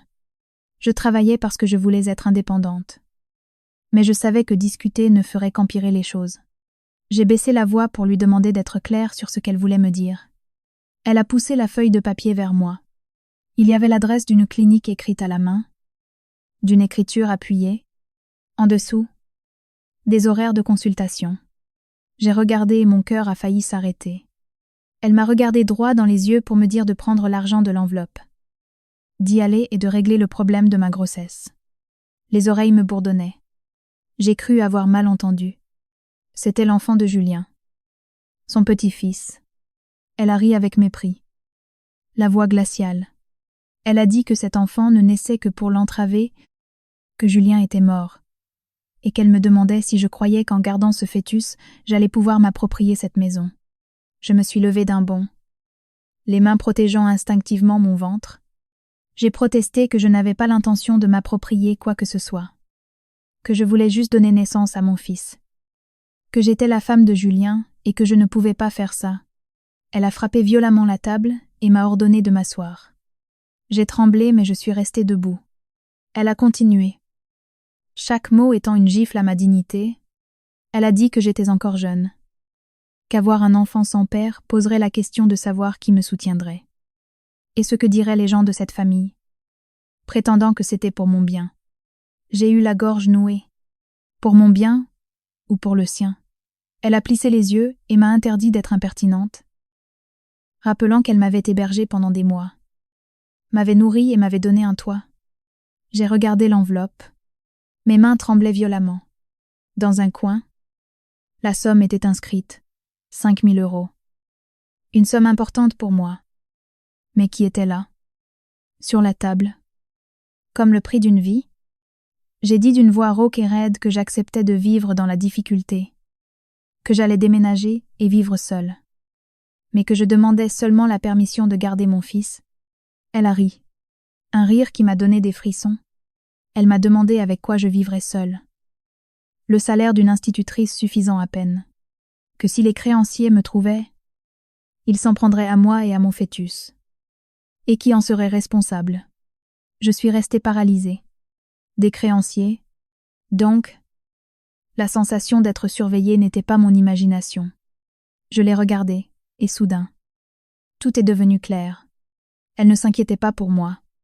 Elle utilisait la peur pour me menacer. À ce moment-là, l'oncle Serge est entré en tenant les clés du scooter. Il m'a regardé. Puis l'enveloppe. D'un ton désinvolte mais venimeux. Il a dit qu'Eliane avait raison. Que ce fœtus ne m'apporterait que des ennuis s'il restait. Et qu'il valait mieux que je connaisse ma place pour faciliter les choses et ne pas passer pour une avide. Je me suis tournée vers lui. Les yeux rouges. Lui demandant comment il pouvait dire ça. Que c'était le sang de Julien. L'oncle Serge a haussé les épaules, déclarant que le sang dépendait aussi de la situation, et que je ne comprendrais pas la situation de cette famille. J'ai eu l'impression que la pièce tournait. Je ne savais plus si j'étais debout ou si je tombais. J'ai seulement senti mon ventre se durcir comme si le bébé à l'intérieur paniquait aussi. J'ai pris une grande inspiration en essayant de rester calme, et j'ai dit clairement que je ne le ferais pas. Que même si elle me mettait à la porte, je ne le ferais pas. Ma belle-mère m'a regardé comme on regarde un objet têtu. Elle s'est levée lentement et s'est dirigée vers les escaliers. J'ai cru qu'elle avait abandonné. Mais quelques minutes plus tard, elle est redescendue en traînant ma valise. La valise avec laquelle j'étais arrivée à Paris, elle l'a jetée violemment par terre, me disant que si je ne voulais pas, je n'avais qu'à dégager. Je suis restée pétrifiée. Tous mes sentiments étaient anesthésiés. Elle a montré la porte du doigt, déclarant que c'était la maison de la famille Bernard et que je ne devais pas croire qu'être enceinte me donnait le droit d'y rester, qu'elle m'avait offert une belle porte de sortie, que je l'avais refusée, et que je devais maintenant en assumer les conséquences. J'ai regardé la valise par terre. La fermeture éclair ouverte. Quelques vêtements étaient tombés sur le sol. Ma fierté était aussi tombée devant ces deux personnes qui se disaient la famille de mon mari. J'ai essayé de parler une fois de plus. La voix rauque. J'ai dit que je ne demandais pas de bien. Juste un endroit pour accoucher. Pour pouvoir travailler et élever mon fils. Elle a répondu sèchement que si je voulais élever un enfant, je n'avais qu'à retourner dans ma province. Et qu'à partir de maintenant, cette maison n'avait qu'une seule maîtresse. L'oncle Serge est allé à la porte. L'a ouverte brusquement et a traîné ma valise dans la cour comme si c'était des ordures. Il m'a dit de partir en paix. De ne pas faire de scandale et de ne pas leur faire honte. Je suis sortie instinctivement. Mes jambes ne semblaient plus être les miennes. Le soleil écrasant de Paris à midi me brûlait le visage. J'ai enlacé mon ventre en m'arrêtant au milieu de la cour, regardant ce portail en fer forgé. Le portail que j'avais franchi quelques mois plus tôt avec l'espoir d'une famille. Ma belle-mère était sur le seuil. Sans sortir, elle a jeté l'enveloppe et l'adresse de la clinique par terre. Juste à mes pieds. Elle m'a dit que c'était la porte de sortie qu'elle m'avait montrée, et de prendre soin de moi. Je me suis baissée et j'ai ramassé le papier. Mes mains tremblaient tellement que le papier en tremblait aussi. J'ai pris l'enveloppe, non pas par cupidité, mais parce que j'avais réalisé qu'une fois sortie d'ici, mon portefeuille serait presque vide. J'ai levé la tête et je l'ai regardé. J'avais les lèvres serrées. Je ne pouvais plus l'appeler Madame Bernard. J'avais la gorge comme obstruée par une pierre. Finalement, j'ai seulement pu dire d'une voix très basse que je n'allais pas avorter de mon fils. Elle n'a pas répondu. La lourde porte en bois s'est fermée lentement, mais sûrement. Comme le couvercle d'un cercueil sur une relation familiale qui était déjà morte avant même le décès de mon mari. J'ai traîné la valise jusqu'au bord du trottoir. Les roulettes grinçaient sur l'asphalte. Le bruit résonnant comme des coups dans mon cœur. J'ai vu les gens passer. Tous occupés. Tous pressés. Personne ne savait que je venais d'être expulsée de chez ma belle-mère. Enceinte. J'ai pensé à mes parents en Auvergne. Au regard des voisins, si je revenais avec un gros ventre et sans mari. J'ai repensé à ce que disent les gens sur la condition de belle-fille, et ma gorge s'est remplie d'amertume. Mais j'ai posé ma main sur mon ventre, et j'ai pris une grande inspiration. J'avais être été chassée d'une maison, mais je ne pouvais pas chasser mon fils de cette vie. J'ai attrapé la poignée de la valise. J'ai mis l'adresse de la clinique dans ma poche. Non pas pour y aller, mais pour me souvenir de la façon dont on m'avait traitée. J'ai commencé à marcher sous le soleil de plomb, me disant que tant que je pourrais tenir debout, mon fils aurait encore une mère. J'ai traîné la valise un moment jusqu'à ce que mes jambes flanchent. Le soleil parisien semblait me brûler la peau. Je n'avais nulle part où aller, ni le courage d'appeler mon village. J'avais peur d'entendre le soupir de ma mère. Peur du silence de mon père. Un silence plus lourd que n'importe quelle réprimande. Je me suis arrêtée devant une petite épicerie. J'ai acheté une bouteille d'eau minérale et me suis assise sous l'auvent. La main sur mon ventre. Le souffle court. Dans mon sac se trouvait l'enveloppe avec les 5 000 €. Cet argent me semblait être une bouée de sauvetage que l'on m'avait jetée. Mais une bouée pleine de boue. Je ne voulais pas y toucher. Mais je ne pouvais pas faire semblant de ne pas en avoir besoin. Il fallait que je vive pour que mon fils puisse vivre. J'ai pris mon téléphone.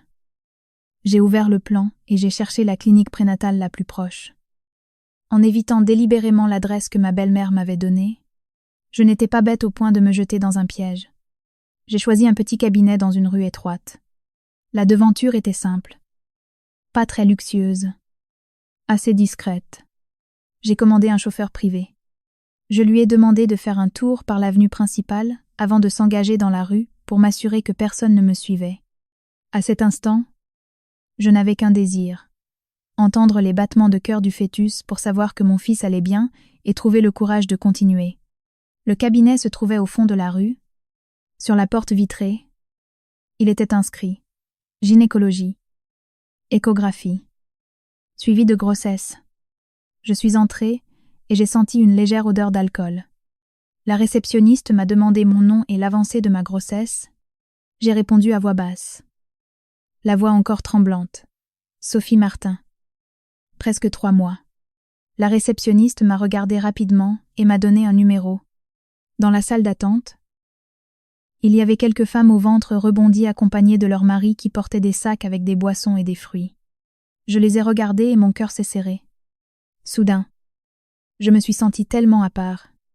Les maris des autres étaient à leur côté. Cette pensée a traversé mon esprit et m'a fait me mordre la lèvre pour ne pas pleurer. Peu après, la porte de la salle d'examen s'est ouverte. Un homme d'âge mûr en est sorti, les cheveux grisonnants, avec des lunettes. Sa blouse de médecin impeccable. Il a regardé la liste et a appelé Madame Martin. Sa voix était grave et rassurante. Le genre de voix qui inspire confiance. Je suis entrée. La main toujours sur mon ventre par habitude. Il a désigné la chaise. Il m'a invitée à m'asseoir et m'a demandé si je me sentais fatiguée. J'ai acquiescé. Je lui ai dit que j'étais un peu barbouillée et que je venais de subir un choc. Il m'a regardé attentivement d'un regard amical et m'a dit de lui raconter ce qui s'était passé. Qu'ici personne n'allait me juger. Je ne sais pas pourquoi, mais entendre cette phrase a noué ma gorge. Les gens dans ce monde sont très doués pour juger. Surtout une femme enceinte qui vient seule à une consultation. Je n'ai pas tout raconté. J'ai juste dit vaguement que j'avais un problème familial. Il n'a pas insisté. Il m'a juste demandé de m'allonger sur la table d'examen. Je me suis allongée en regardant le plafond blanc, les mains agrippées au bord de mon chemisier. La sonde froide de l'échographe a touché la peau de mon ventre. J'ai un peu sursauté. Le médecin a regardé l'écran attentivement. Il a tapé quelques fois sur le clavier et la salle est soudain devenue silencieuse. J'ai paniqué. J'ai demandé au docteur ce qu'il se passait avec mon enfant. Il a appuyé sur un petit bouton. Un battement a retenti. Boum. Boum. Boum. Test-boum. Clair comme un tambour dans ma poitrine. Je suis restée pétrifiée. Les battements de cœur du fœtus. les battements de mon fils. J'ai commencé à pleurer. Un pleur incontrôlable. Les larmes coulaient sur mes tempes. Le médecin m'a tendu un mouchoir en papier. Sa voix toujours calme. Il m'a assuré que le fœtus allait bien et de me calmer. En sanglotant. Je l'ai remercié. J'avais eu tellement peur de ne pas pouvoir le protéger. Il m'a regardé longuement. Il m'a dit que je pouvais le protéger. Mais que je devais aussi prendre soin de ma santé mentale. Que je ne mangeais pas. Que ne dormais pas et que j'étais stressée. Ce qui était dangereux. J'ai essuyé mes larmes en essayant de respirer. Il a continué l'échographie et a prononcé une phrase qui a fait battre mon cœur très fort. Un mélange de joie et de tristesse. Il m'a dit que c'était probablement un garçon. En entendant cela, ma main a automatiquement caressé mon ventre, comme si je voulais étreindre un petit rayon de lumière dans ma vie. Un garçon. Si Julien était encore en vie, il rirait jusqu'à en avoir les yeux rouges. Le médecin a inscrit quelques lignes dans le dossier. Puis il a levé la tête et m'a demandé, de façon très détendue, depuis combien de temps mon mari et moi nous nous connaissions. J'ai été un peu surprise. Je lui ai répondu que nous nous étions connus plus d'1 an avant de nous marier. Il a hoché la tête. Il m'a demandé si lors de notre mariage, un membre de ma famille s'y était opposé. J'ai trouvé cela étrange pour une consultation de grossesse. Mais j'ai répondu avec sincérité que personne ne s'y était opposé. Qu'il y avait juste quelques différences parce que je venais de province et lui de la ville. Il a posé une autre question. Depuis combien de temps mon mari était-il décédé? Mon corps s'est raidi. Je ne voulais pas en parler. Mais il avait posé la question d'un ton si serein que je me suis sentie obligée de répondre. Début juillet. Ai-je dit? Il a murmuré un « ah » très bas. Puis il s'est levé et m'a servi un verre d'eau tiède. Il m'a dit de boire un peu pour ne pas avoir de vertige. J'ai accepté le verre, me sentant à la fois reconnaissante et méfiante. Il était trop gentil. D'une gentillesse qui ne ressemblait pas à une simple rencontre fortuite. Je l'ai regardé, le cœur hésitant. J'ai demandé combien coûtait la consultation. Il a fait un geste de la main. Il a dit que nous verrions cela plus tard. De m'asseoir et de me reposer un peu. Qu'il avait des choses à me dire. Je me suis rassise. Le cœur encore plus confus. Il a approché sa chaise en baissant la voix. Il m'a dit que je ne devais jamais aller à l'adresse que cette personne m'avait donnée. Et qu'il savait que je comprenais ce qu'il voulait dire. J'ai été sous le choc. Comment savait-il? Il n'a pas répondu directement. Il a expliqué qu'il voyait beaucoup de cas différents. Qu'au vu de mon état, il savait que j'étais acculée. Mais qu'il me demandait de l'écouter et de ne pas avorter de cet enfant. Cette phrase a été comme une bouée propre lancée directement dans mes mains. J'ai acquiescé rapidement. J'ai juré que je n'allais pas avorter. Il m'a regardé un instant et a dit à voix basse de venir avec lui pour rencontrer quelqu'un. Que je comprendrais pourquoi on m'avait traité ainsi. Mais que je devais rester calme et ne pas faire de scandale. J'ai ravalé ma salive en demandant qui était cette personne. Il a répondu brièvement. Quelqu'un qui connaît bien votre mari et sa famille. J'ai senti un frisson dans le dos. Dans ma tête. Le message mystérieux m'est revenu. Ne fais confiance à personne dans cette maison. Je ne savais pas qui était ce médecin pour que je lui fasse confiance. Mais je n'avais pas beaucoup d'options non plus. Le bébé dans mon ventre était un rappel à l'ordre. Choisis le bon chemin. Ni sois pas imprudente. J'ai hésité en disant au docteur que j'avais peur. Il m'a regardé droit dans les yeux. Son regard était convaincant. Il a dit que la peur devait être affrontée, que la joie se savourait ensemble et que la tristesse se partageait, mais que je traversais cela toute seule. Et que ce n'était pas bien. J'ai gardé le silence. La phrase a touché exactement le point de ma douleur. J'ai agrippé la lanière de mon sac et j'ai acquiescé très lentement. Le médecin m'a fait sortir par la porte arrière de la clinique, évitant l'agitation de la réception. Il a appelé un taxi. Il a demandé au chauffeur de régler la climatisation à une température douce pour que la femme enceinte n'ait pas froid.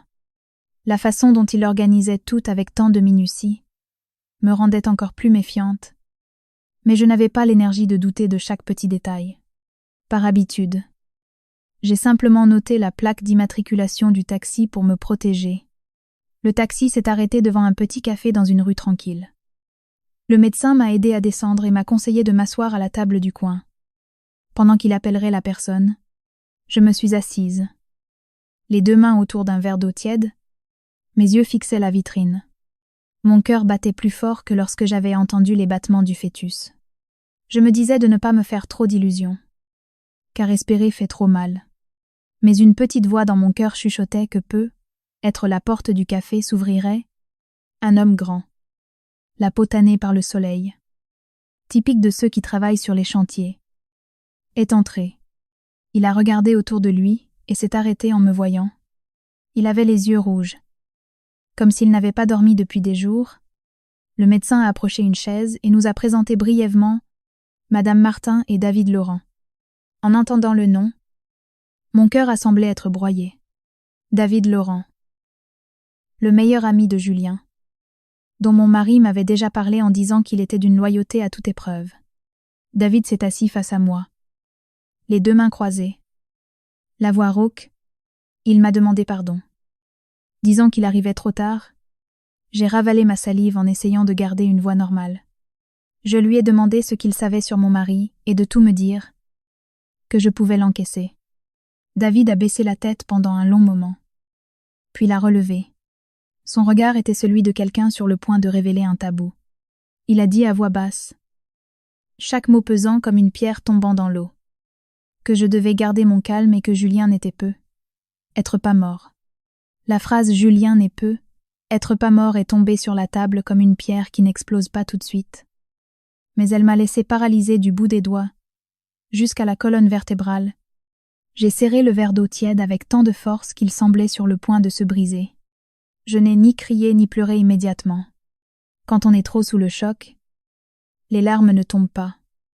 Seule la gorge se dessèche. J'ai demandé ce qu'il venait de dire. Ma voix m'a semblé étrangère. J'ai supplié David de ne pas plaisanter avec ça. David a baissé la tête. Ses épaules se sont affaissées comme les sacs de ciment qu'il portait sur le chantier. Il a murmuré que ce n'était pas une blague, qu'il préférait que je le frappe plutôt que de dire une erreur, mais qu'il fallait que je reste calme, car le problème n'était pas aussi simple qu'un accident. Je me suis tournée vers le docteur Richard Lambert. Il était assis, calme. Son visage était impassible. Comme s'il attendait ma réaction, il m'a juste rappelé d'écouter jusqu'à la fin. J'ai de nouveau regardé David. Si Julien était vivant, alors l'enterrement, l'espace de recueillement, les jours passés à genoux à prier. Qu'est-ce que c'était que tout ça? David s'est mordu la lèvre. Les yeux rouges. Il a dit que tout était une mascarade et qu'il n'en savait lui-même qu'une partie parce que Julien avait tout très bien caché. J'ai laissé échapper un petit rire, mais qui ressemblait à un sanglot. Il l'avait si bien caché qu'on m'avait jeté à la rue et forcé à avorter de mon fils. C'était donc ça. Le cacher très bien? David a levé les deux mains comme pour implorer que je ne me méprenne pas. Il comprenait ma colère, mais m'assurait que si j'écoutais jusqu'au bout, je saurais que Julien lui-même ne s'attendait pas à tout cela. Il a sorti une pile de papiers pliés de sa poche et les a posés sur la table. Ce n'étaient pas des actes de propriété, mais des photocopies de contrats et de détails de projets. Il a pointé du doigt ligne par ligne, la voix mêlée de colère et de désespoir. Il m'a expliqué que Julien était tombé dans un piège contractuel. Les partenaires avaient gonflé le prix des matériaux de manière fictive et avaient rejeté la faute sur l'équipe de supervision. Lors de la livraison du projet, ils avaient retourné la situation. Ils avaient déclaré que les spécifications étaient mauvaises, appliqué une pénalité contractuelle et exigé des indemnités s'élevant à 300 000 €. Je suis restée pétrifiée. 300 000 €. C'était une somme astronomique pour moi, sans commune mesure avec la vie d'une institutrice. Et maintenant, ce chiffre tombait en plein milieu de la table du café. 300 000. Où Julien aurait-il pu trouver autant d'argent? J'ai demandé, la bouche amère. David a secoué la tête. Il a dit qu'il avait essayé d'obtenir des prêts partout, emprunté à des usuriers, engagé ses primes, qu'il comptait en assumer une partie pour gagner du temps pendant qu'il cherchait un moyen de les poursuivre en justice. Mais l'autre partie avait refusé. Ils avaient menacé de venir à la maison et de faire un scandale, forçant le paiement immédiat. Je me suis souvenu de l'appel âpre de ma belle-mère, de la sensation d'être surveillée. Les pièces du puzzle commençaient à s'assembler en une image qui m'a donné des frissons. J'ai demandé ce qu'il en était de l'accident. Le cœur battant comme un tambour, l'accident a vraiment eu lieu. En envolé David. Mais c'était étrange. Depuis qu'il avait entendu la nouvelle, il avait senti que quelque chose clochait. D'abord, les papiers étaient sortis trop vite. Ensuite, quelqu'un de l'intérieur de l'entreprise lui avait confié en secret que quelqu'un s'était déjà occupé de tout. Qui s'était occupé de quoi? Pourquoi si vite? Et puis il avait entendu dire qu'un corps non identifié avait été utilisé pour finaliser la procédure. J'ai eu des vertiges. Je me suis bouché la bouche de peur de vomir. Je ne voulais pas le croire. Mais je n'osais pas non plus le nier. Le vieux dicton disait vrai. Il n'y a pas de fumée sans feu. J'ai regardé David droit dans les yeux. Celui qui était mort dans cette cérémonie n'était donc pas mon mari. David a gardé le silence un long moment. Ce silence a été comme une gifle silencieuse. Puis il a hoché la tête très lentement. Yairi. Un rire douloureux cette fois. Pour qui avais-je prié? Pour qui avais-je pleuré? J'ai agrippé le bord de la table. Où est Julien maintenant? Sait-il qu'on m'a mise à la porte? David a regardé le docteur Richard comme s'il demandait la permission. Le docteur est resté silencieux et a juste hoché légèrement la tête. David a continué en baissant la voix. Il m'a expliqué que Julien lui avait demandé de ne parler que si j'étais acculée, qu'il avait peur que le choc n'affecte ma grossesse, qu'il pensait que sa mère me protégerait. J'ai levé la tête. Sa mère? Parlait-il de Madame Bernard? David a baissé la tête. La voix semblait bloquée dans sa gorge. Il a dit oui. J'ai demandé rapidement, sans plus de formalité. Elle le savait? Elle savait tout ça et m'a quand même forcée à avorter? Elle m'a quand même jetée dehors? David ne m'a pas regardé. Mais chaque mot a résonné clairement. Elle était au courant de la dette. Elle savait que Julien devait disparaître un temps. Et elle avait contribué à empirer les choses. Mes oreilles bourdonnaient comme à l'hôpital. J'ai repensé au visage de ma belle-mère m'étreignant et pleurant devant l'autel de recueillement. Je me suis souvenu de ces mots. Nous allons nous soutenir mutuellement. Maintenant, tout cela prenait l'allure d'une farce tragique. J'ai soudain eu envie de me lever, de courir jusqu'à cette maison, de frapper à la porte et d'exiger des explications. Mais ma main a touché mon ventre. Mon fils était toujours là, peau fragile comme un souffle. Je me suis vue forcée de me rasseoir, la voix basse mais tremblante. J'ai demandé à David de me dire clairement ce qu'elle voulait. David a poussé un profond soupir. Il a dit ne pouvoir dire que ce qu'il savait, qu'elle avait peur que les créanciers ne fassent un scandale, et que ses biens ne soient saisis, qu'elle ne m'aimait pas parce que je venais de province, qu'elle considérait le fœtus comme un fardeau, qu'elle pensait que si je disparaissais, tout serait plus facile à régler. J'ai fermé les yeux. Facile à régler. J'étais donc, avec mon enfant, un problème à régler. J'ai ouvert les yeux, regardant David comme si je cherchais un appui. Et Julien? Voulait-il vraiment nous abandonner? David a secoué la tête vivement. Non. Julien m'aimait beaucoup. Il était juste coincé. Il avait confiance en sa mère. Mais parfois, les belles paroles ne sont qu'une façade. Je n'ai rien pu répondre. J'ai seulement senti qu'une partie de moi s'effondrait tandis qu'une autre se durcissait comme de la pierre. Je n'étais plus la Sophie Martin arrivée à Paris pour la première fois. David a rapproché sa chaise et a baissé la voix. Il m'a dit que l'important maintenant était que je connaisse la vérité, que je ne devais pas retourner dans cette maison, ni appeler pour discuter, que je ne devais rien faire de précipité. Car ils attendaient que je fasse une erreur pour avoir un prétexte. Je les regardais. Un prétexte pour quoi? David a soupiré. Un prétexte pour dire que j'étais mentalement instable, pour dire que j'inventais des histoires, pour m'éloigner encore plus. Il fallait être intelligent et avoir des preuves. J'ai baissé les yeux vers le portable. Dans le dossier, maison se trouvaient d'autres fichiers. Des photos. Des documents. Des captures d'écran de conversation. J'en ai ouvert une. Entre l'oncle Serge et ma belle-mère, pas besoin de tout lire. Une seule phrase a suffi à me glacer le sang. Le notaire est une connaissance à nous. Disons juste que la belle-fille est partie de son plein gré. Problème réglé. J'en ai eu le souffle coupé. Comme si on me comprimait la poitrine. De son plein gré. Ils avaient déjà préparé leurs mots pour faire croire que j'étais partie de moi-même. S'il m'arrivait quelque chose, ils pourraient dire que j'étais partie et qu'ils ne savaient pas où. Dans ma tête a résonné un conseil de ma mère. Fais le bien, et le bien te sera rendu. Avant, j'y croyais. Mais maintenant je comprenais l'autre face de la leçon. La bonté seule ne suffit pas. Il faut aussi savoir se protéger. J'ai levé la tête. La voix rauque mais ferme. J'ai dit à David que je n'avais rien d'autre que mon fils. Et lui ai demandé ce que je devais faire. David semblait attendre cette phrase. Il a parlé rapidement. Premièrement, je devais trouver un endroit sûr où vivre. Deuxièmement, changer de numéro temporairement pour qu'on ne puisse pas me tracer. Troisièmement, bien garder ce portable, car on allait copier les données. Quatrièmement, il fallait que je simule la faiblesse pour que Madame Bernard pense que j'avais peur et que j'allais disparaître comme il le voulait. J'ai froncé les sourcils. Simuler la faiblesse. David a acquiescé. M'a dit d'appeler Madame Bernard. De lui dire que je partais ailleurs pour me calmer et que je n'allais pas la déranger.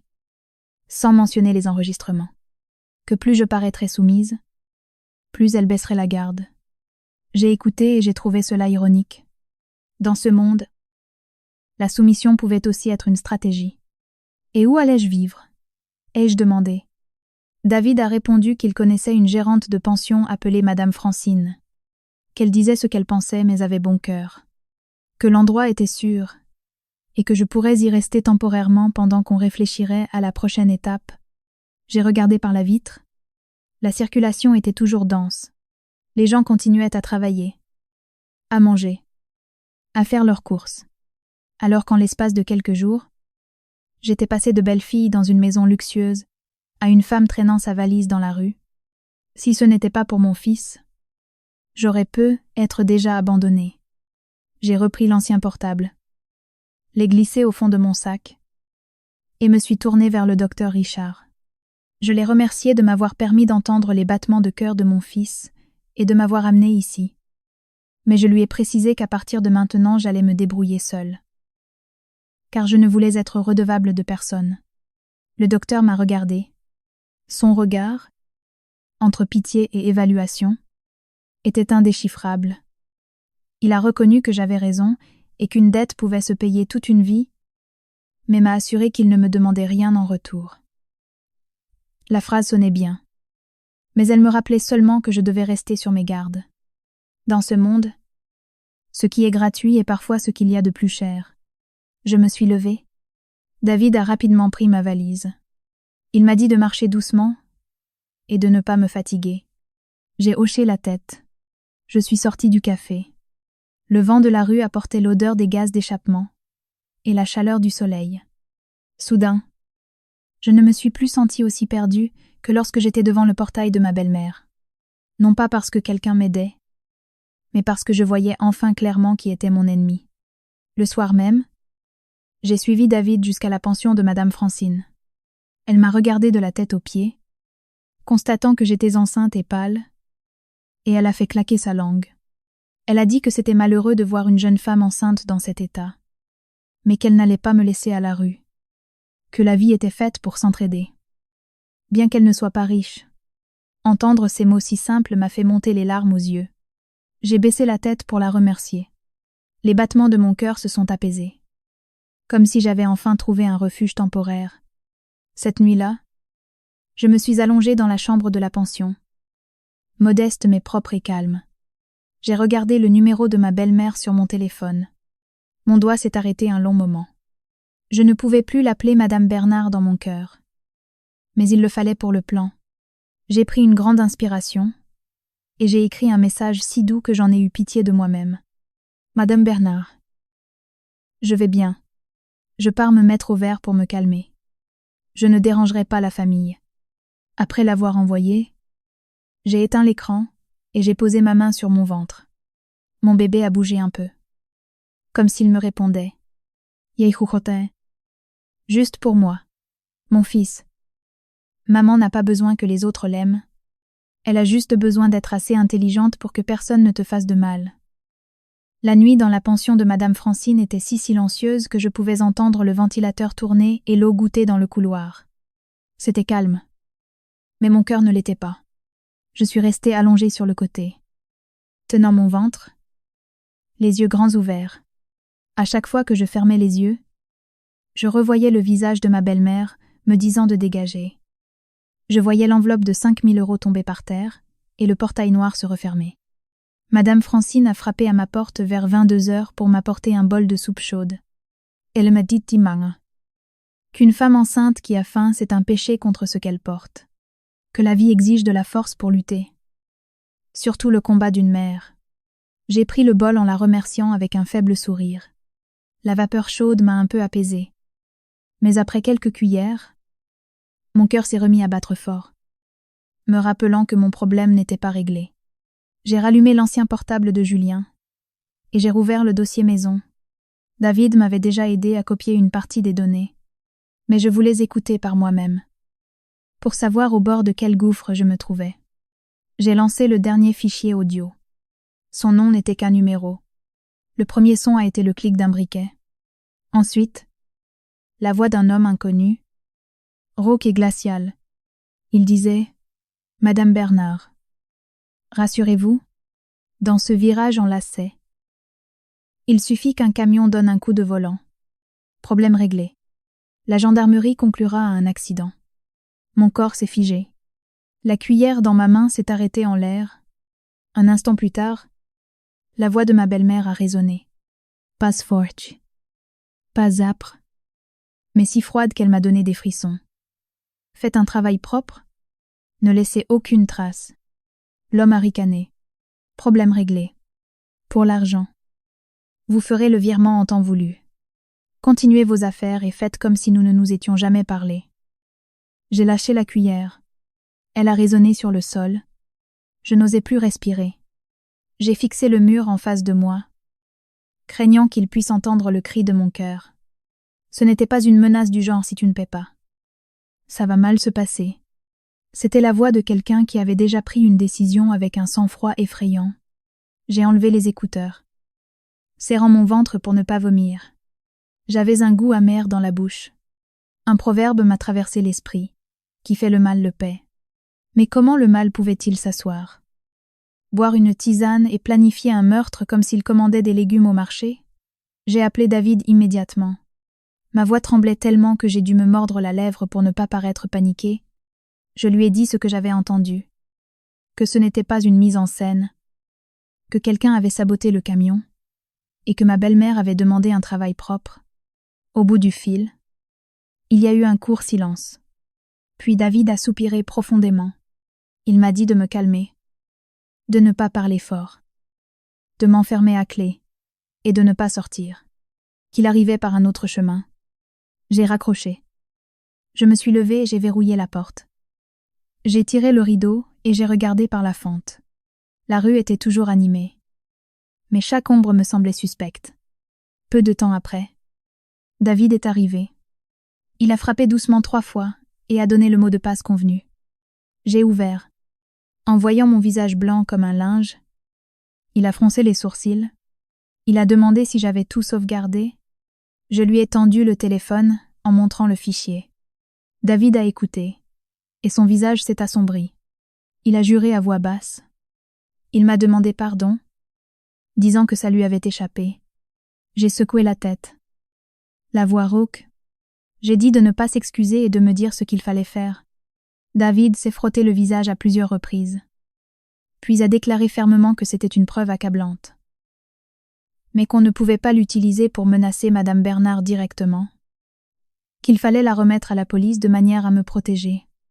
J'ai avalé ma salive, exprimant ma crainte d'être réduite au silence avant que la police n'agisse. David a convenu qu'il avait peur aussi, et que c'était pour cela qu'on irait dénoncer les faits officiellement. En trouvant une autorité compétente pour enquêter secrètement, je lui ai demandé s'il connaissait quelqu'un. Il a mentionné un capitaine de gendarmerie nommé Morel. qui s'était déjà occupé d'affaires d'accidents de chantier, et qu'il avait rencontré lors d'un litige matériel, il a précisé qu'il travaillait très minutieusement. En entendant le titre de capitaine, mon cœur a oscillé entre peur et soulagement. Bien que je ne l'ai jamais rencontré, j'ai senti qu'il y avait une autre voie que la résignation. Je me demandais cependant qui j'étais pour approcher un tel officier. David m'a regardé droit dans les yeux.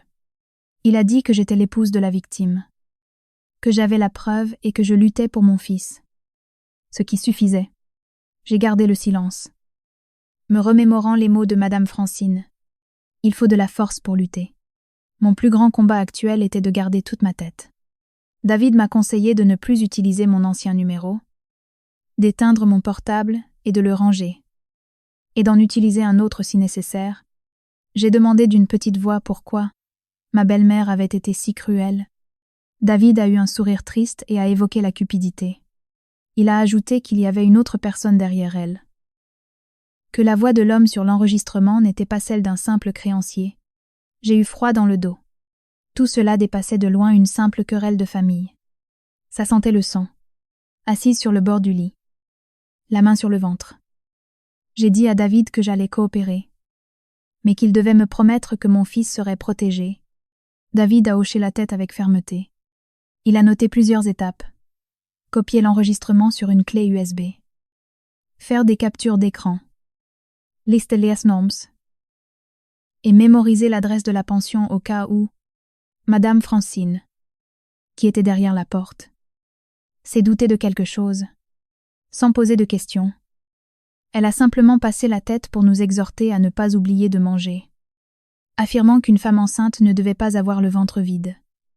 Je l'ai remerciée le cœur serré par tant de bonté venant d'une inconnue.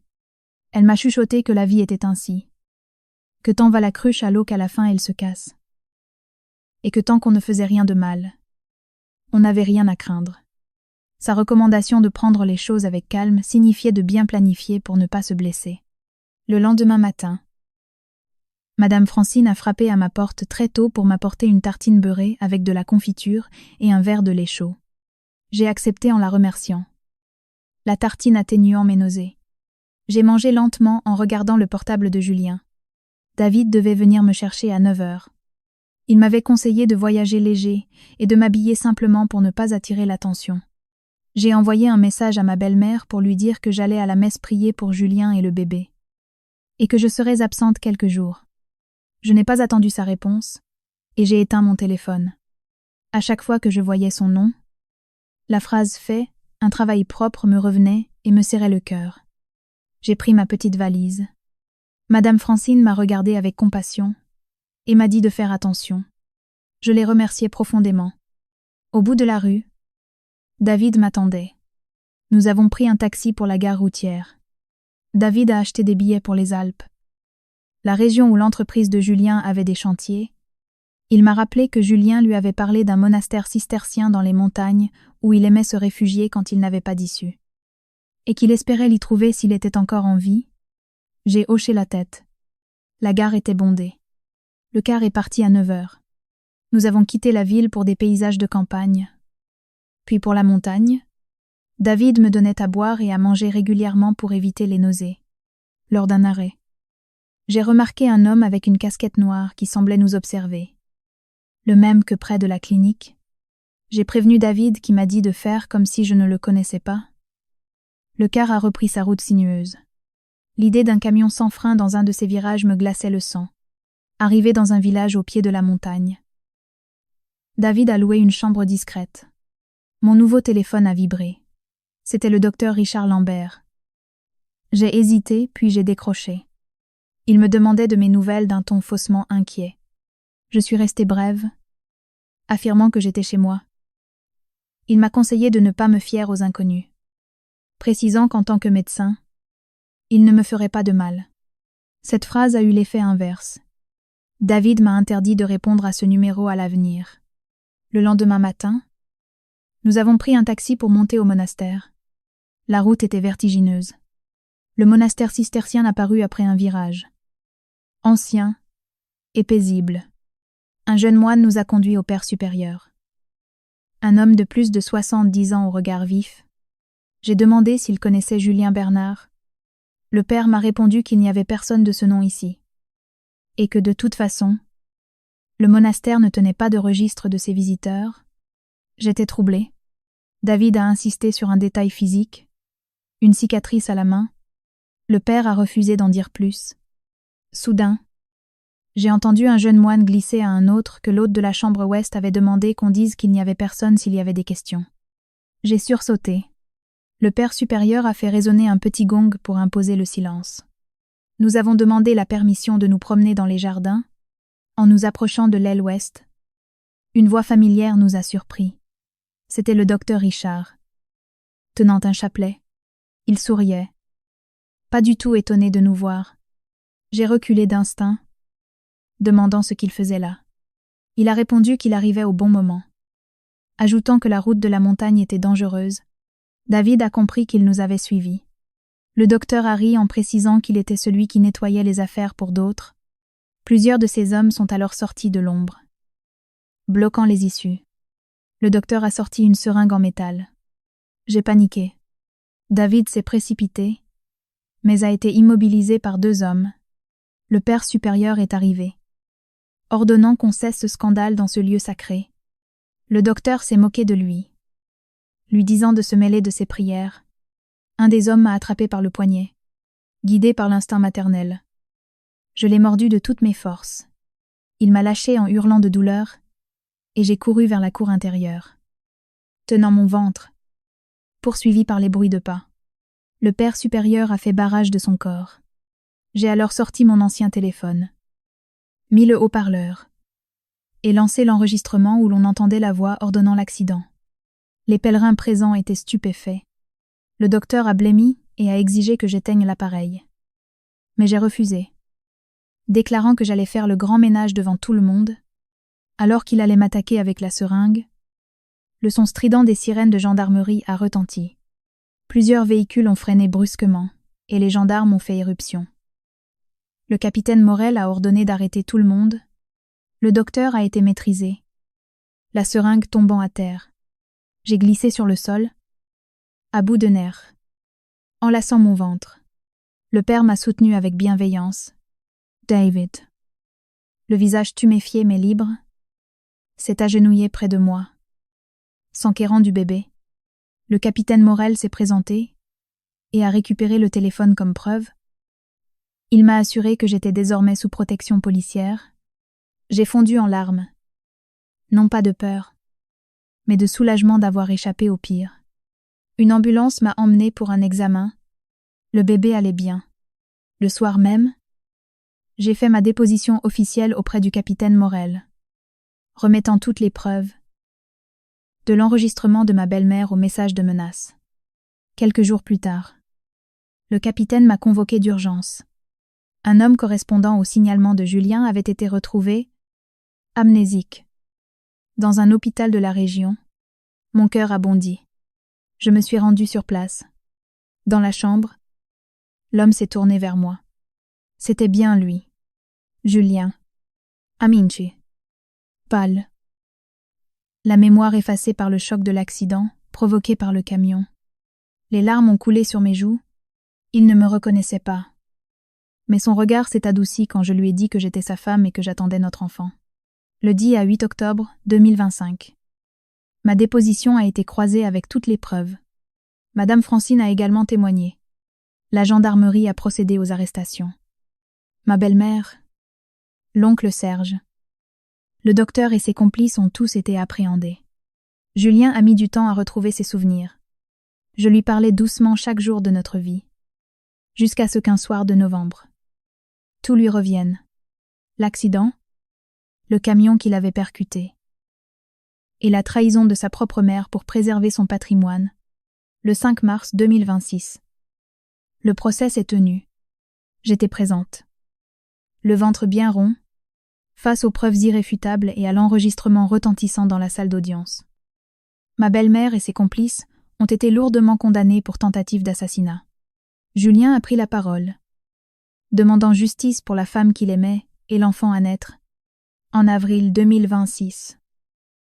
Les contractions ont commencé et j'ai donné naissance à un petit garçon en parfaite santé. Julien le tenait dans ses bras, pleurant de joie et de regret pour ce que nous avions traversé. Nous avons quitté cette vie toxique pour nous installer humblement. Lui dans un petit atelier, et moi reprenant mon poste d'institutrice. La leçon que j'en ai tirée, c'est qu'il ne faut jamais faire une confiance aveugle, pas même à sa propre famille, et que la patience ne doit jamais être une excuse pour se laisser écraser. Parfois, il faut s'accrocher à la loi et se battre pour soi-même. Si vous pensez que cette histoire vous a appris quelque chose, s'il vous plaît, laissez un j'aime pour nous soutenir.